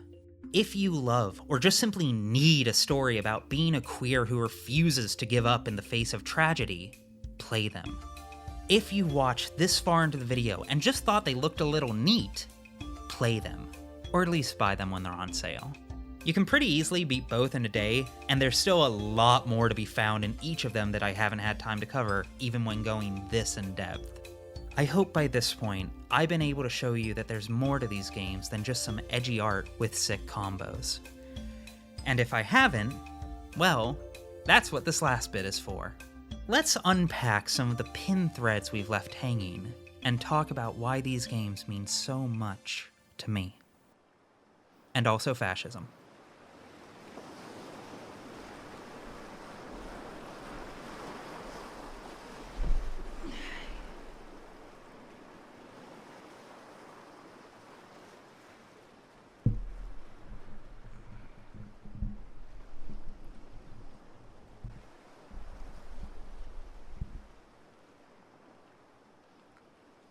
So, I finally played Disco Elysium. I promise this will be relevant. This is a game I feel really needs no introduction at this point. Love it or hate it, probably the former, you've already heard its countless praises and seen its endless laurels. Which is the correct response. It is every bit as good as the hype implies. So good that I felt ethically obligated to include it in my personal top 25 games of all time. It is one of those rare artworks which well and truly embodies the zeitgeist around it, a tableau of society's spirit in the 21st century, but does so while daring to be relentlessly creative with its chosen medium. No other game in the world is quite like it, and may never be again because of the exact forces it warns of. Disco Elysium perfectly captures the vibe that has come with living inside of late-stage capitalism's desiccated husk between the 2010s till, well, now. It feels familiar, in the same sickening way that The Game Which Shan't Not Be Named felt familiar during the pandemic. In that way, I do think Disco Elysium will, tragically, remain a more pertinent, more evergreen, and more important work than any of its era. One which I truly believe that every single person alive should check out, particularly if you're still in school. Add to that the straight-up genius ways it melds its gameplay and narrative, the way the game teaches you not just to accept, but love failure, to love continuing on after ruining fucking everything. I want to have fuck with you. Jesus Christ. And its soul-crushingly sincere love for people, and what we could possibly be if we weren't all forced to be at each other's throats in perpetuity. And it becomes hard to deny that Disco Elysium is that rare, once-in-a-generation game, which is somehow even better than the hysterical hype that surrounds it. I don't want to spill too much digital ink over how good Disco Elysium is. Again, you already know, and have no end of other people tell you all about it. It has been exactly 10 seconds and this jacket is already too hot for this. We make do, though. But as you may have noticed from my word choice a moment ago, I can't deny that inclusion in my much lauded and internationally venerated top 25 personal favorite games of all time was out of obligation. And a somewhat begrudging obligation at that. Less a full-chested love, and more of an admission that if my standards for what games as art could and should be have ever really meant anything, then it's objectively required for me to include this ludonarrative masterwork in the mental discussion I can't stop having with myself. Like, yep, this sure is a transcendental artwork which uses its medium in a unique and innovative approach to say something about the human condition in a way that only video games ever could. I got exactly what I've been begging for. I literally do not know what more I could ask for from a video game, except maybe also actually be fun to play, but hey, that's never been a barrier for me before. Why start now? Because, while I love it and could easily spend hours talking about all of the incredible things it does, for as good as it is, Disco Elysium still ultimately struggled to give me anything I personally needed, on either an emotional or spiritual level. It didn't challenge me in a good way, in the way that most of my other very subjective, personal favorites do. It told me a lot of things that reassured me to hear. I certainly feel a whole lot less fucking deranged after engaging with it and accepting that enough people feel the way I do about the state of the world for those feelings to win the Jeff Keighley Award before being stolen by capitalist vultures. But still, it didn't say many things that challenged me in a positive or personal way, and said even fewer things that forced me to reevaluate myself or my worldview. It wasn't made for me. Which, yes, is a bullshit standard to hold any game to. But I do think it's a fair metric when talking about personal favorites, especially considering it's one that many other games have lived up to, including Disco Elysium itself to some extent. Of course there's moments here that speak to my soul. The device is still warm from her touch, and heavy as a brick from the batteries inside. The company logo, Omicron, adorns its yellow plastic cover. Inside, the tape is rolling. The girl looks at the device in your hands. I'm sorry you have to sit here on the ice, feeling miserable. At your age, or at any age, in this weather, waiting for it to get dark. She looks you in the eye, her pupils wide, surrounded by a ridiculous amount of makeup. The people who built this world intended it to be better for you, but they failed. It is easier to live in their failure with this by your side. The wind howls. She remains silent. It's real. Tell her. It is not a childish fantasy. It can be a real weapon against what's coming for you now. What is? Nothing. If you've got this, don't be afraid. Okay, I'll stick to it. This is the kind of good shit I'm talking about. The kind of thing that feels like a hand, one shaking and thin, in the way that only another fragile human's ever could, gripping onto mine in the dark of these horrible times we find ourselves in. When I talk about challenging myself in a positive way, this is a perfect microcosm of what I mean. One of those moments that acknowledges the reality of the situation, and doesn't deny that it's hopeless, that doesn't deny the despair and loneliness that comes with that hopelessness and isolation, but also denies us the chance to insist that the things which bring us joy are stupid. Because joy matters most of all in the face of despair. If hopelessness and pain matters, then the things which bring us healing and solace matter just as much. And in that, Disco Elysium encourages us not to give in to cynicism, to not dismiss the few things that can still bring us sincere peace and joy in this fragile, fragile world that's constantly on the verge of shattering. It really means a lot to me. It's motivating. Maybe even kind of healing. And you only get it if you choose to be empathetic and act like it, because this is a game which gives back to you whatever you offer it. And it's a perfect example of the kind of moments that have made me fall in love with video games as an art form. I really should reference it in another video sometime. I emphasize all of this so that no one gets mad at me when I say that, on the other hand, there's one of the game's most famous quips. True love is possible only in the next world for new people. It is too late for us. Wreak havoc on the middle class.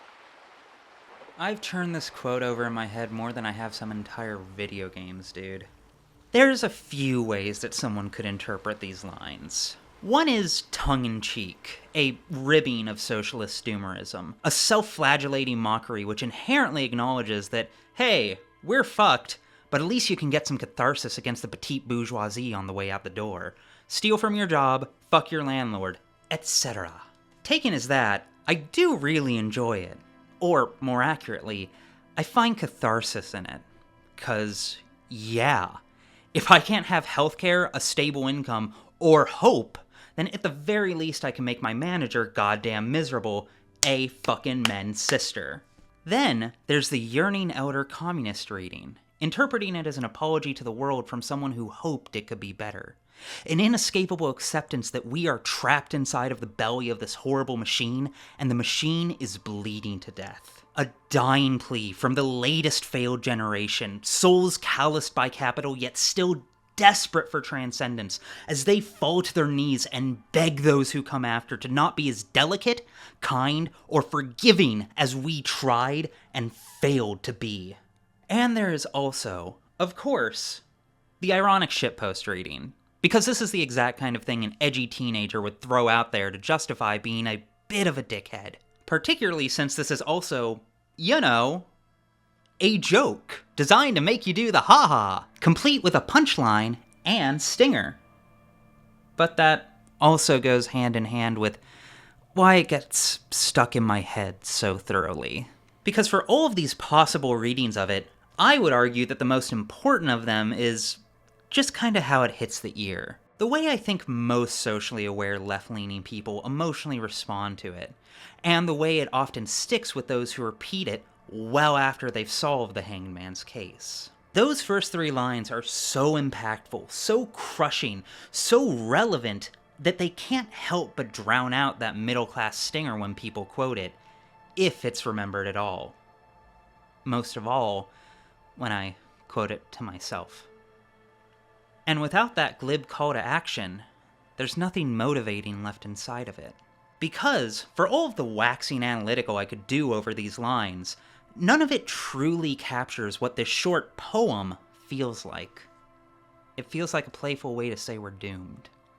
A grinning acknowledgement that, yeah, there's nothing you can do. The game was lost before you ever even made your first move. There's no catharsis in it.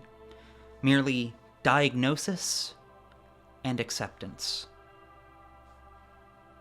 There it is again. That funny feeling. It haunts me a bit, to be honest. This joke is probably one of the most potent psychic attacks I've had to navigate in recent memory. Because on the one hand, I understand why so many of the citizens of Jamrock voted to keep it. It feels so true. Disarmingly true. If you're someone with the capacity in them to not just believe that a better world is possible, but to know it in your heart of hearts, so much so that on a good day you swear you can still see its silhouette out on the horizon, then you felt this. After that silhouette's faded. After accepting that it is too late for us.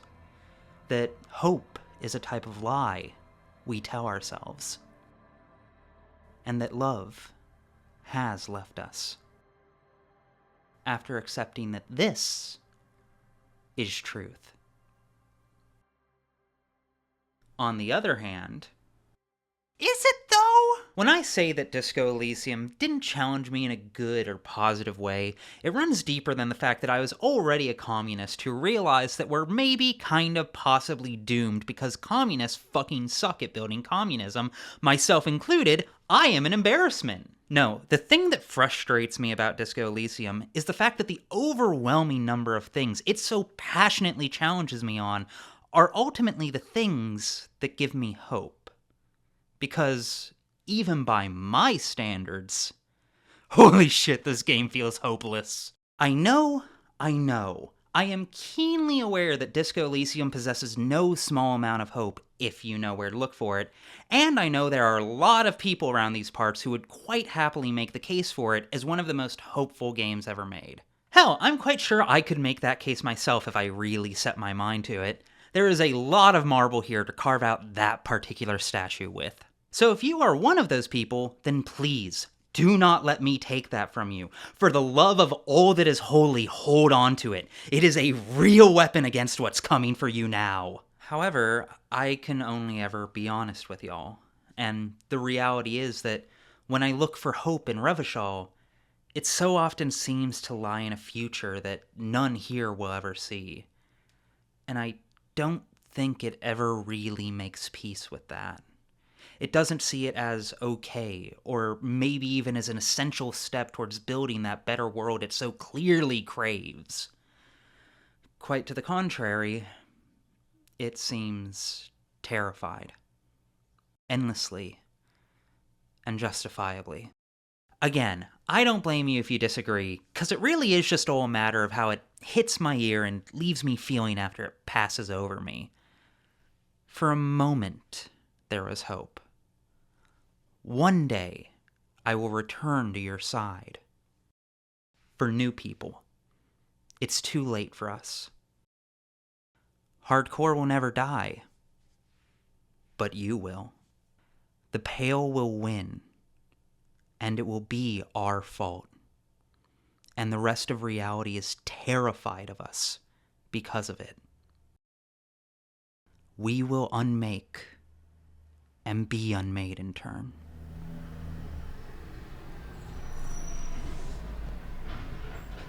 I hope I was able to finish that take before that truck picked up. That's good. Disco Elysium is an emotional hospice. The point of it isn't to give you hope for the future, but rather to ease you into acceptance before the inevitable end. And in that, Disco is an incredibly compassionate bedside nurse with a humbling amount of warmth and humanity to offer. And it does make me feel very at peace with the way that the world is headed. But also, holy fucking shit, is that the last goddamn thing I need right now, because nihilistic optimism is still nihilism. True love is possible only in the next world. It is too late for us.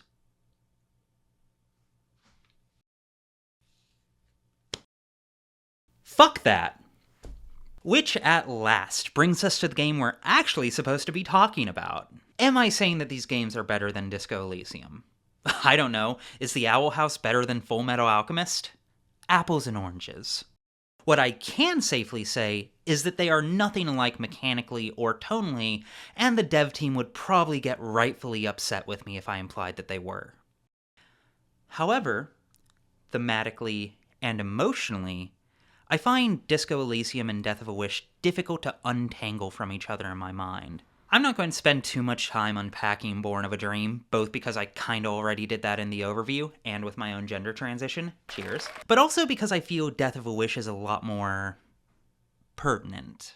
Because on paper, Death of a Wish and Disco Elysium do actually have a lot of thematic overlap. After all, both games are about playing an incompetent fuck-up with a messy past, trying their best to help the hostile people of this doomed world, which feels impossible to make a difference in.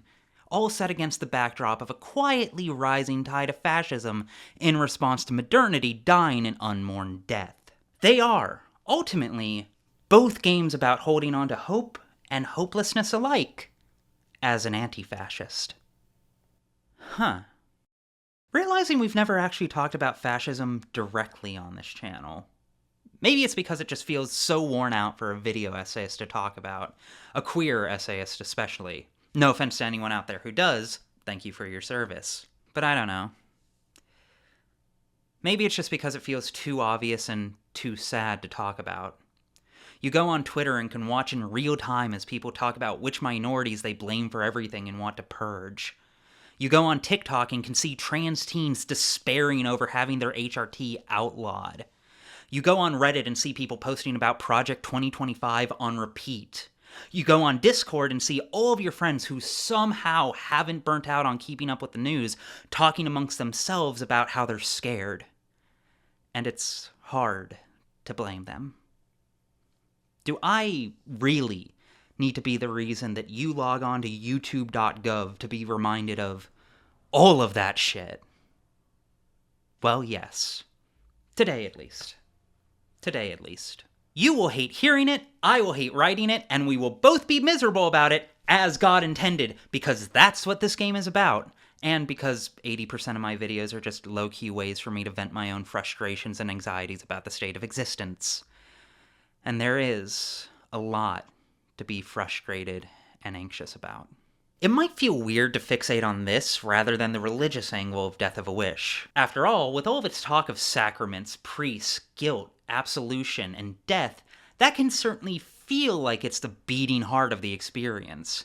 And make no mistake, it absolutely is one of the central focuses. If there is any singular point to be taken away from both of these games, it's that children are far and away the most vulnerable to religious zealotry and the fascism that so often accompanies it. When authoritarians make their grabs for power, children are always the first to be turned into shields, bludgeons, and sacrifices with no regard for their personhood, let alone agency. My HRT isn't getting outlawed.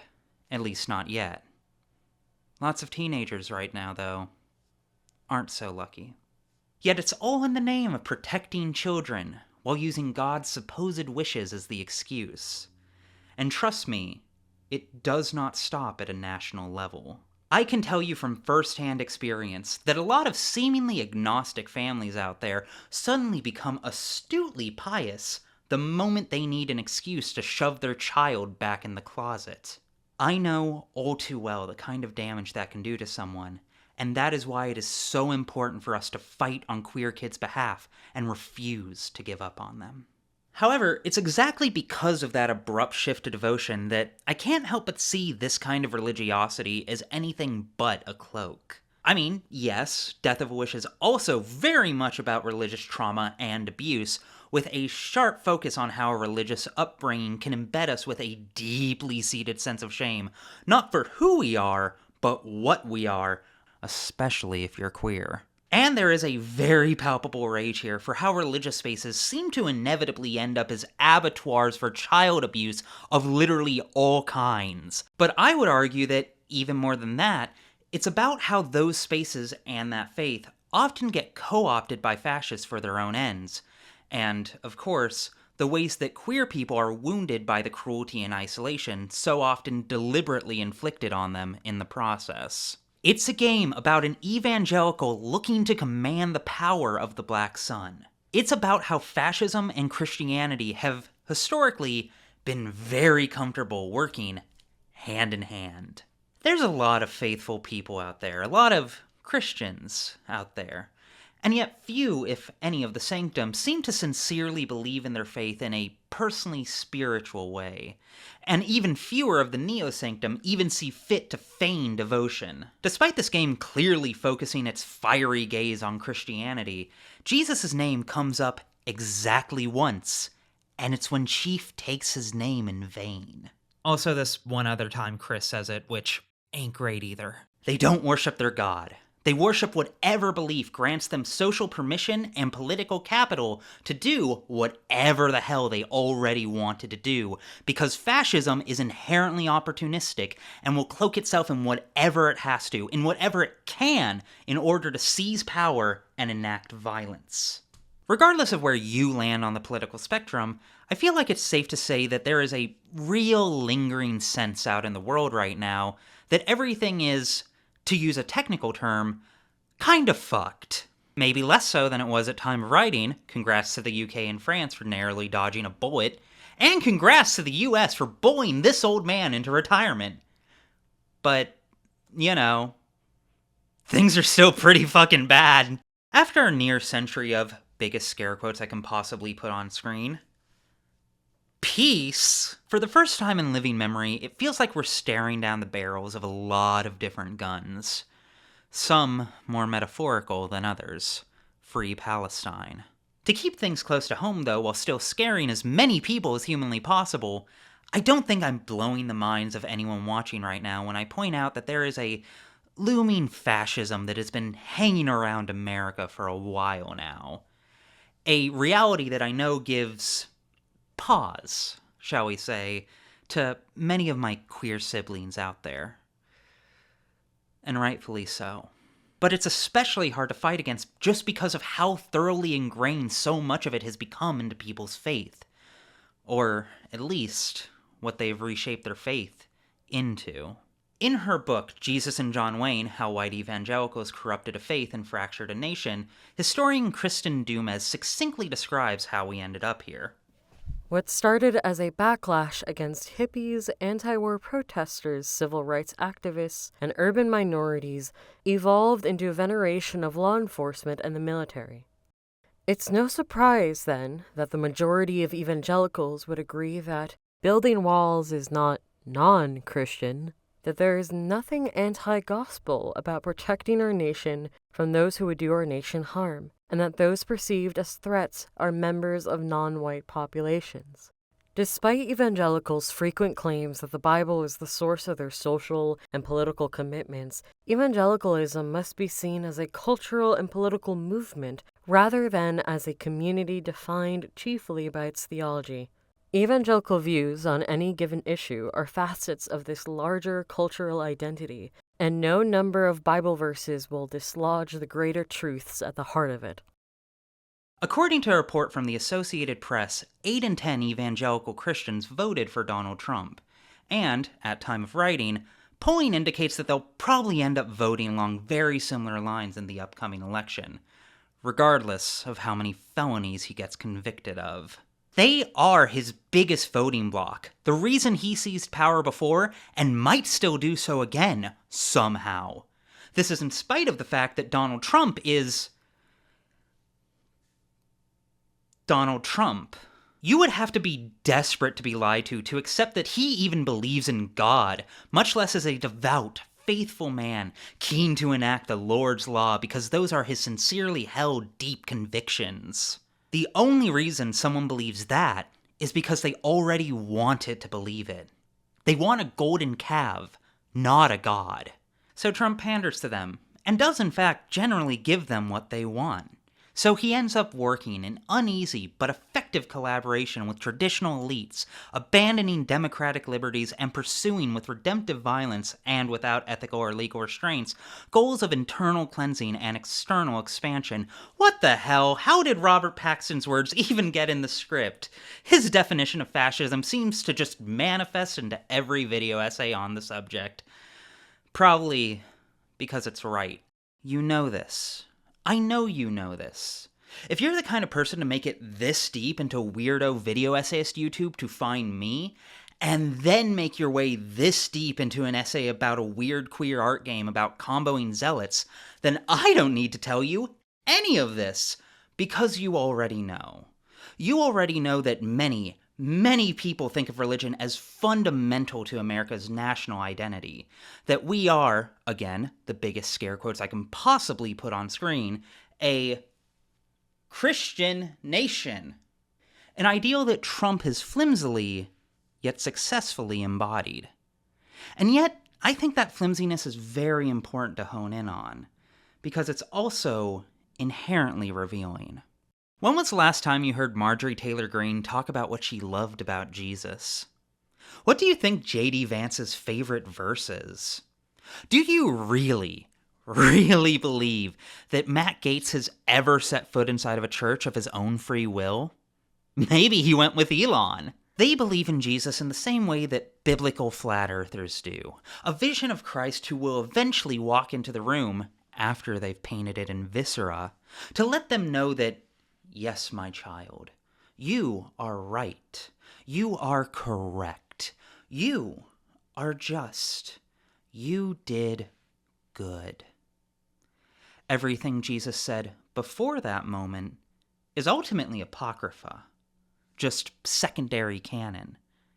Because this isn't about him. This is about using the narrative framing that Jesus provides. Holy versus heretical. Good versus evil. Humans versus horned demons.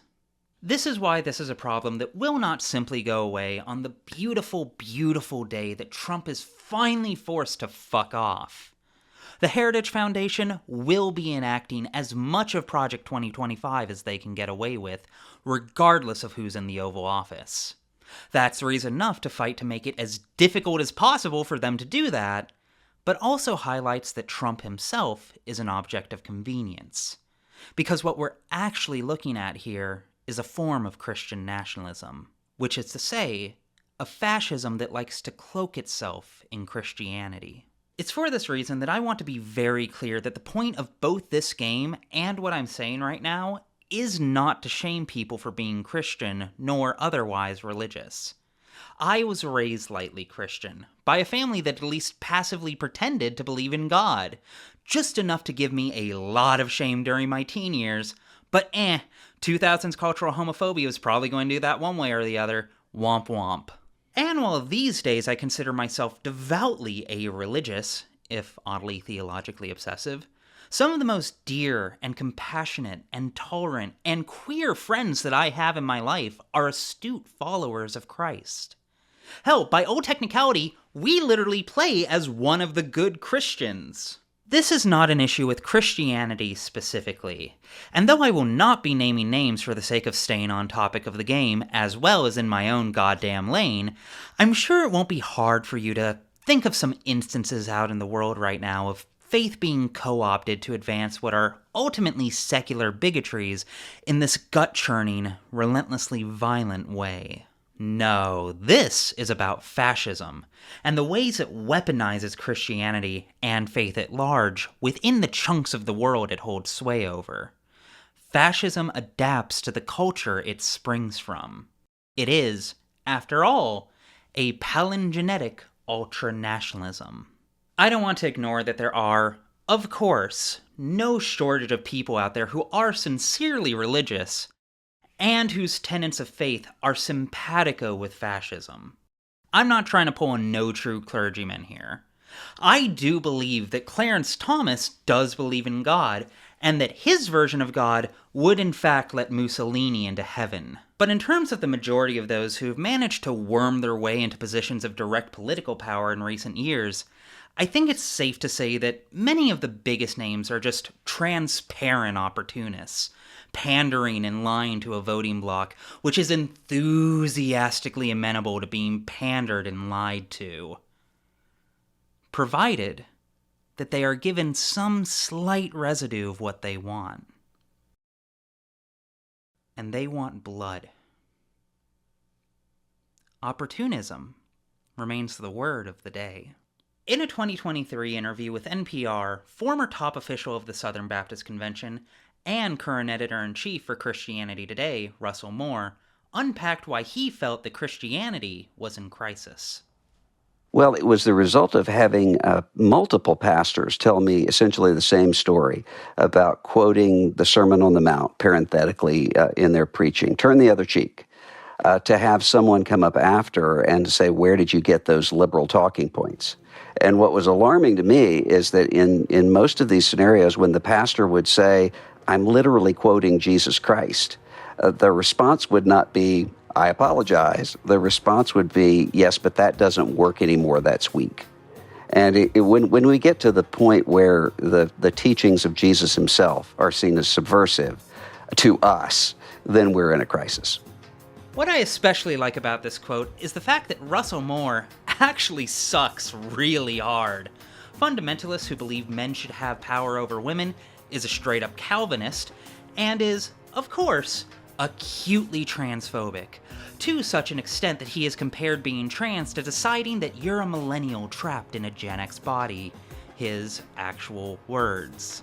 He is not one of those kind-hearted liberal preachers you'll catch hanging out around the Unitarian Universalist churches. He was a lifelong Southern Baptist until they effectively exiled him for the crime of criticizing the bad orange man. However, I do not get the sense that that has radically changed his core beliefs. If he has changed his thoughts and feelings on any of these positions, I'd love to hear him come out and clarify or disavow any of them. Otherwise, despite all of the compassionate language he likes to dress up his hate in, I have no doubt that this dude would be perfectly content to see me erased from public life. This man embodies the near opposite of everything I believe in. And even he sees everything I'm talking about here and is alarmed by it. For this reason, I have a great deal of sympathy for the many kind-hearted Christians and religious people of all stripes out there who keep having to watch their faiths get co-opted by these ghouls who use them as pretenses for mass murder and oppression. If you are one of them, please know that my heart breaks for you. I'm not here to be an edgy YouTube atheist. But I'm also not here to lie to you about what I'm seeing and feeling. After all, as I keep saying, I have no doubt that you see it too. The internet makes it pretty hard to miss, especially for those of us who are vulnerable to it. So, what do we do about it? Well, how the fuck should I know? I'm a YouTuber with a theater degree. That's 2 for 2 on horrible, life-defining decisions I've made for myself. You think I have the secret sauce needed to unmake Christo-fascism? Please, if fucking only. However, even from my woefully limited perspective, I do know one thing. I've said before that we should never go full doomer, and I do still believe that. But that sentiment is also inherently a bit disingenuous, isn't it? Because going full doomer isn't a simple, casual, one-off decision. You don't just wake up one morning, get some tea, and then casually decide you no longer believe democracy has a future. It's a final straw. The last crack in a pane of spiderwebbed glass that had long been fractured by a lifetime of disenfranchisement. A political establishment that would be, or is, perfectly content bringing down a kaleidoscope of different kinds of violence upon its charges, and an inescapable, fatalist acceptance that everyone in close proximity who we could meaningfully affect, both friend and foe alike, only have so much power over any of it. Doomerism is the end result of hopelessness. But hopelessness isn't a choice we make. It's a state we just sometimes cannot help but succumb to in a world that has had its hope slowly but surely gutted out of it.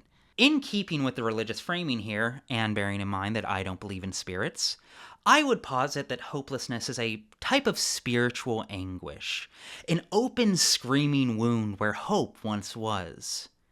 And we need to heal those wounds when they arise, because that's not the kind of injury you can nurse while fighting.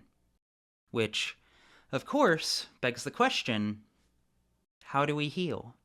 Well, there is, of course, as always, the good old bootstrap method. You know, lie to yourself and all those around you as you just force your way through it. And of course the sex drugs. We cannot forget the sex drugs. But, you know, if that worked 100% of the time, we wouldn't need to have this conversation. And even when they do work, they are ultimately just a recipe for burnout. However, in my own personal experience, and to my own eternal dismay, I found that the only thing that can truly heal us from something like this is something we can't really give to ourselves. Compassion. It's always goddamn compassion and kindness. The spiritual version of eating vegetables and going outside will make you feel better. An undeniable fact that no one wants to fucking hear, myself included. It's corny as hell. I hate it, and I hate saying it. But it is true. Saying that compassion offered to us by others can save and heal us is always such a no-win statement. Say that to someone who already believes it, and the response is just rightly kind of like, yeah, no shit. We all watch Friendship is Magic. But say that to someone who doesn't believe it, it sounds made up. It sounds corny. It sounds like bullshit. Disingenuous, saccharine, greeting card bullshit. If compassion were enough, it would have been enough. It hurts. Just enough to feel honest. Just enough to feel like a hard truth. Honest enough to justify assuming that you are the only one who can help you, or anyone. Isn't that right, Chris? The thing is, though, is that negative epistemology is bullshit. The truth does not, in fact, always hurt. In reality, the truth can salve, and mend, and heal. The truth will set you free. But boy, the truth sure can be bad at feeling honest. Even the most objectively true things can still sound fake. And this is especially true when talking about our own feelings and our own trauma. The reality is that when we're already overloaded with our own baggage, asking us to take on even more can simply be paralyzing. It's a coping mechanism. Coping mechanisms often get a bad rap, but we do well to remember that they serve a very real purpose. The fact is that doomerism is actually quite useful, a vital pressure release valve that gives us some kind of out from having to take on more. In my experience, doomerism is tempting precisely because it allows us to shield ourselves from more anguish and disappointment. And it's for this reason that I think it's important that people be kind to themselves when they catch those thoughts leaking in. It's tempting because it allows us to abdicate responsibility. Or maybe it's because it spares us from the horrible prospect of needing to trust in others. Or maybe it's just because things do, in fact, actually suck really fucking bad right now. But it isn't true. Well, I mean, things do suck right now, but that vision of hopelessness isn't true. No more so than any other nightmare that our brains conjure out of anxiety. And this is ultimately what's so special to me about Death of a Wish and Born of a Dream, is that they make that truth feel truer, more sincere, more honest, more urgent. It doesn't sugarcoat things, doesn't look away from the brutality, doesn't deny terrifying truths. It doesn't pretend that these dangers, fascism, queerphobia, religious bigotry, spiritual abuse, and so on, are anything other than a heinous stain on the world. And it doesn't pretend that trusting people after you've been wounded by those forces is easy. But it is possible. No matter how doomed the world, or you, may or may not be. It's a potent reminder that trying to do it all alone is not only futile, it's self-destructive.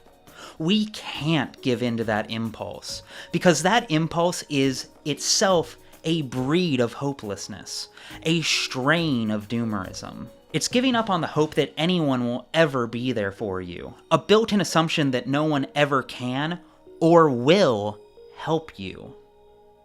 And you can't live like that. We need to hold on to that hope and be willing to sacrifice for others, as we remain willing to let others sacrifice on our behalves as well.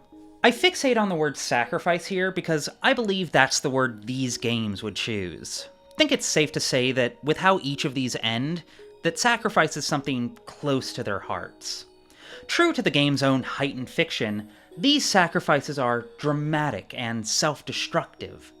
But I also believe that the intent isn't to imply that we should all go out there and destroy ourselves for the sake of helping others. I do think, though, that these games believe that there should be things that we do not want to do, yet still do anyways.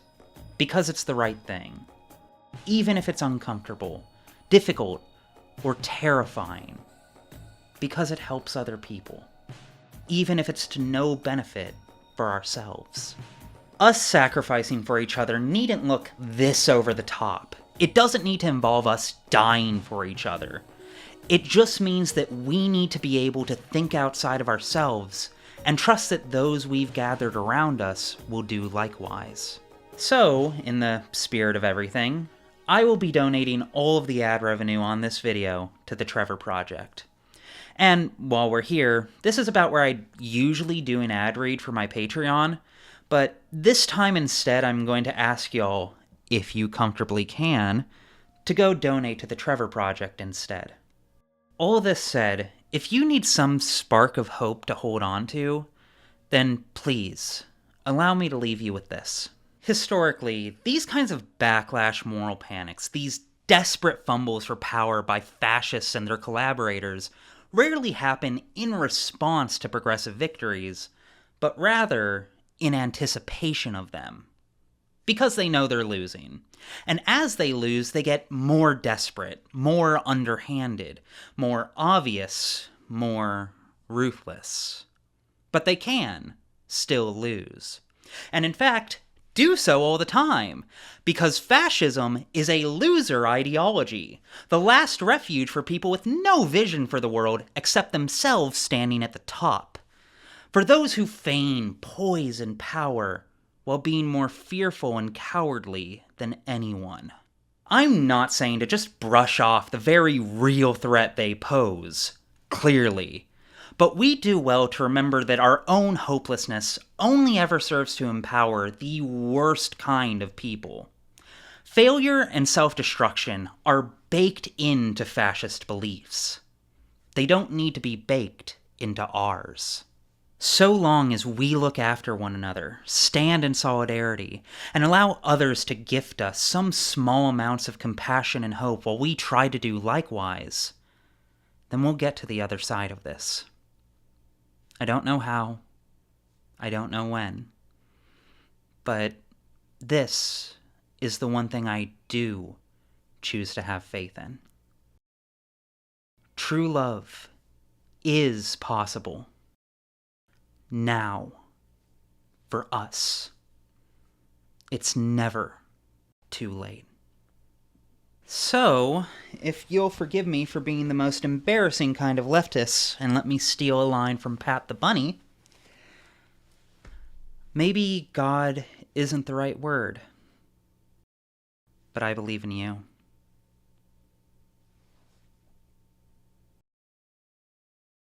Oh, also, wreak havoc on the middle class.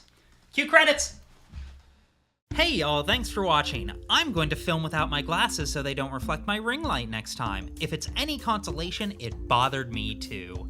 If you'd like to see some videos where I don't fuck up my lighting, then be sure to contribute to the algorithm summoning circle by liking, subscribing, sharing, and commenting down below. Maybe a good space to share your own perspective on what keeps you going. I have also been sure to include links to the Trevor Project so you can see what they're all about and help out if you're so able. If the next video isn't Horospec, you have permission to throw plague clouds at me. I apologize for keeping you waiting, but this one was time sensitive and I had a vision. Speaking of, shoutouts to the cast and crew who helped make this all possible. Genuinely in awe of how each and every one of you crushed it. I could not have made this a quarter as good as it turned out being without your guys' help. Thank you all so much. And a special thank you again to Me Less Than 3, both for sponsoring this video, and for making such an incredible pair of games. It has been an honor and a privilege. Y'all the best. Which brings us to the other group of incredible people who made this video possible. Our fine patrons. Amazing people such as Alex Shemp, Alice Alicia, Archaeoptery Gide, Black Mage App, Cami Dawn, Derry, Funny Hats Incorporated, Joel Bailey, Oops Olsini, Salmatal, Anna Nicholas, Acela, Brody Bones, Chloe Salzenberg, Crushable Door, Dartilius Rayard, Eleanor Sawbridge, Eric Panonian, Gunbunster, Halfer, Ida, Leon DeBoa, Liliana, Lilith Luna Lovecraft, Matthew Cassidy, Mega Shiny Superior, Moth, Phoenix, Robbie, Sad Fox, Sebastian Cordoba, Shibby, Some Moose, Spacious Cowboy, Sunny Side Up, Svit Heat, Teenager Gator, and everyone else currently helping out over on Patreon. We could only make something like this and donate what we are because of your kind support. Y'all are legit the best audience a weird theater girl could ask for. Thank you for having my back on a project like this one, and thank you all so much for everything. The next 2 videos will take us back to the Gorkon and into outer space, respectively. Those won't be chill either. I look forward to suffering with you again soon. Here's an image made of narrative parallels. Cool. Now I can return to the waking world. Thank you again for watching. Love you all. Peace.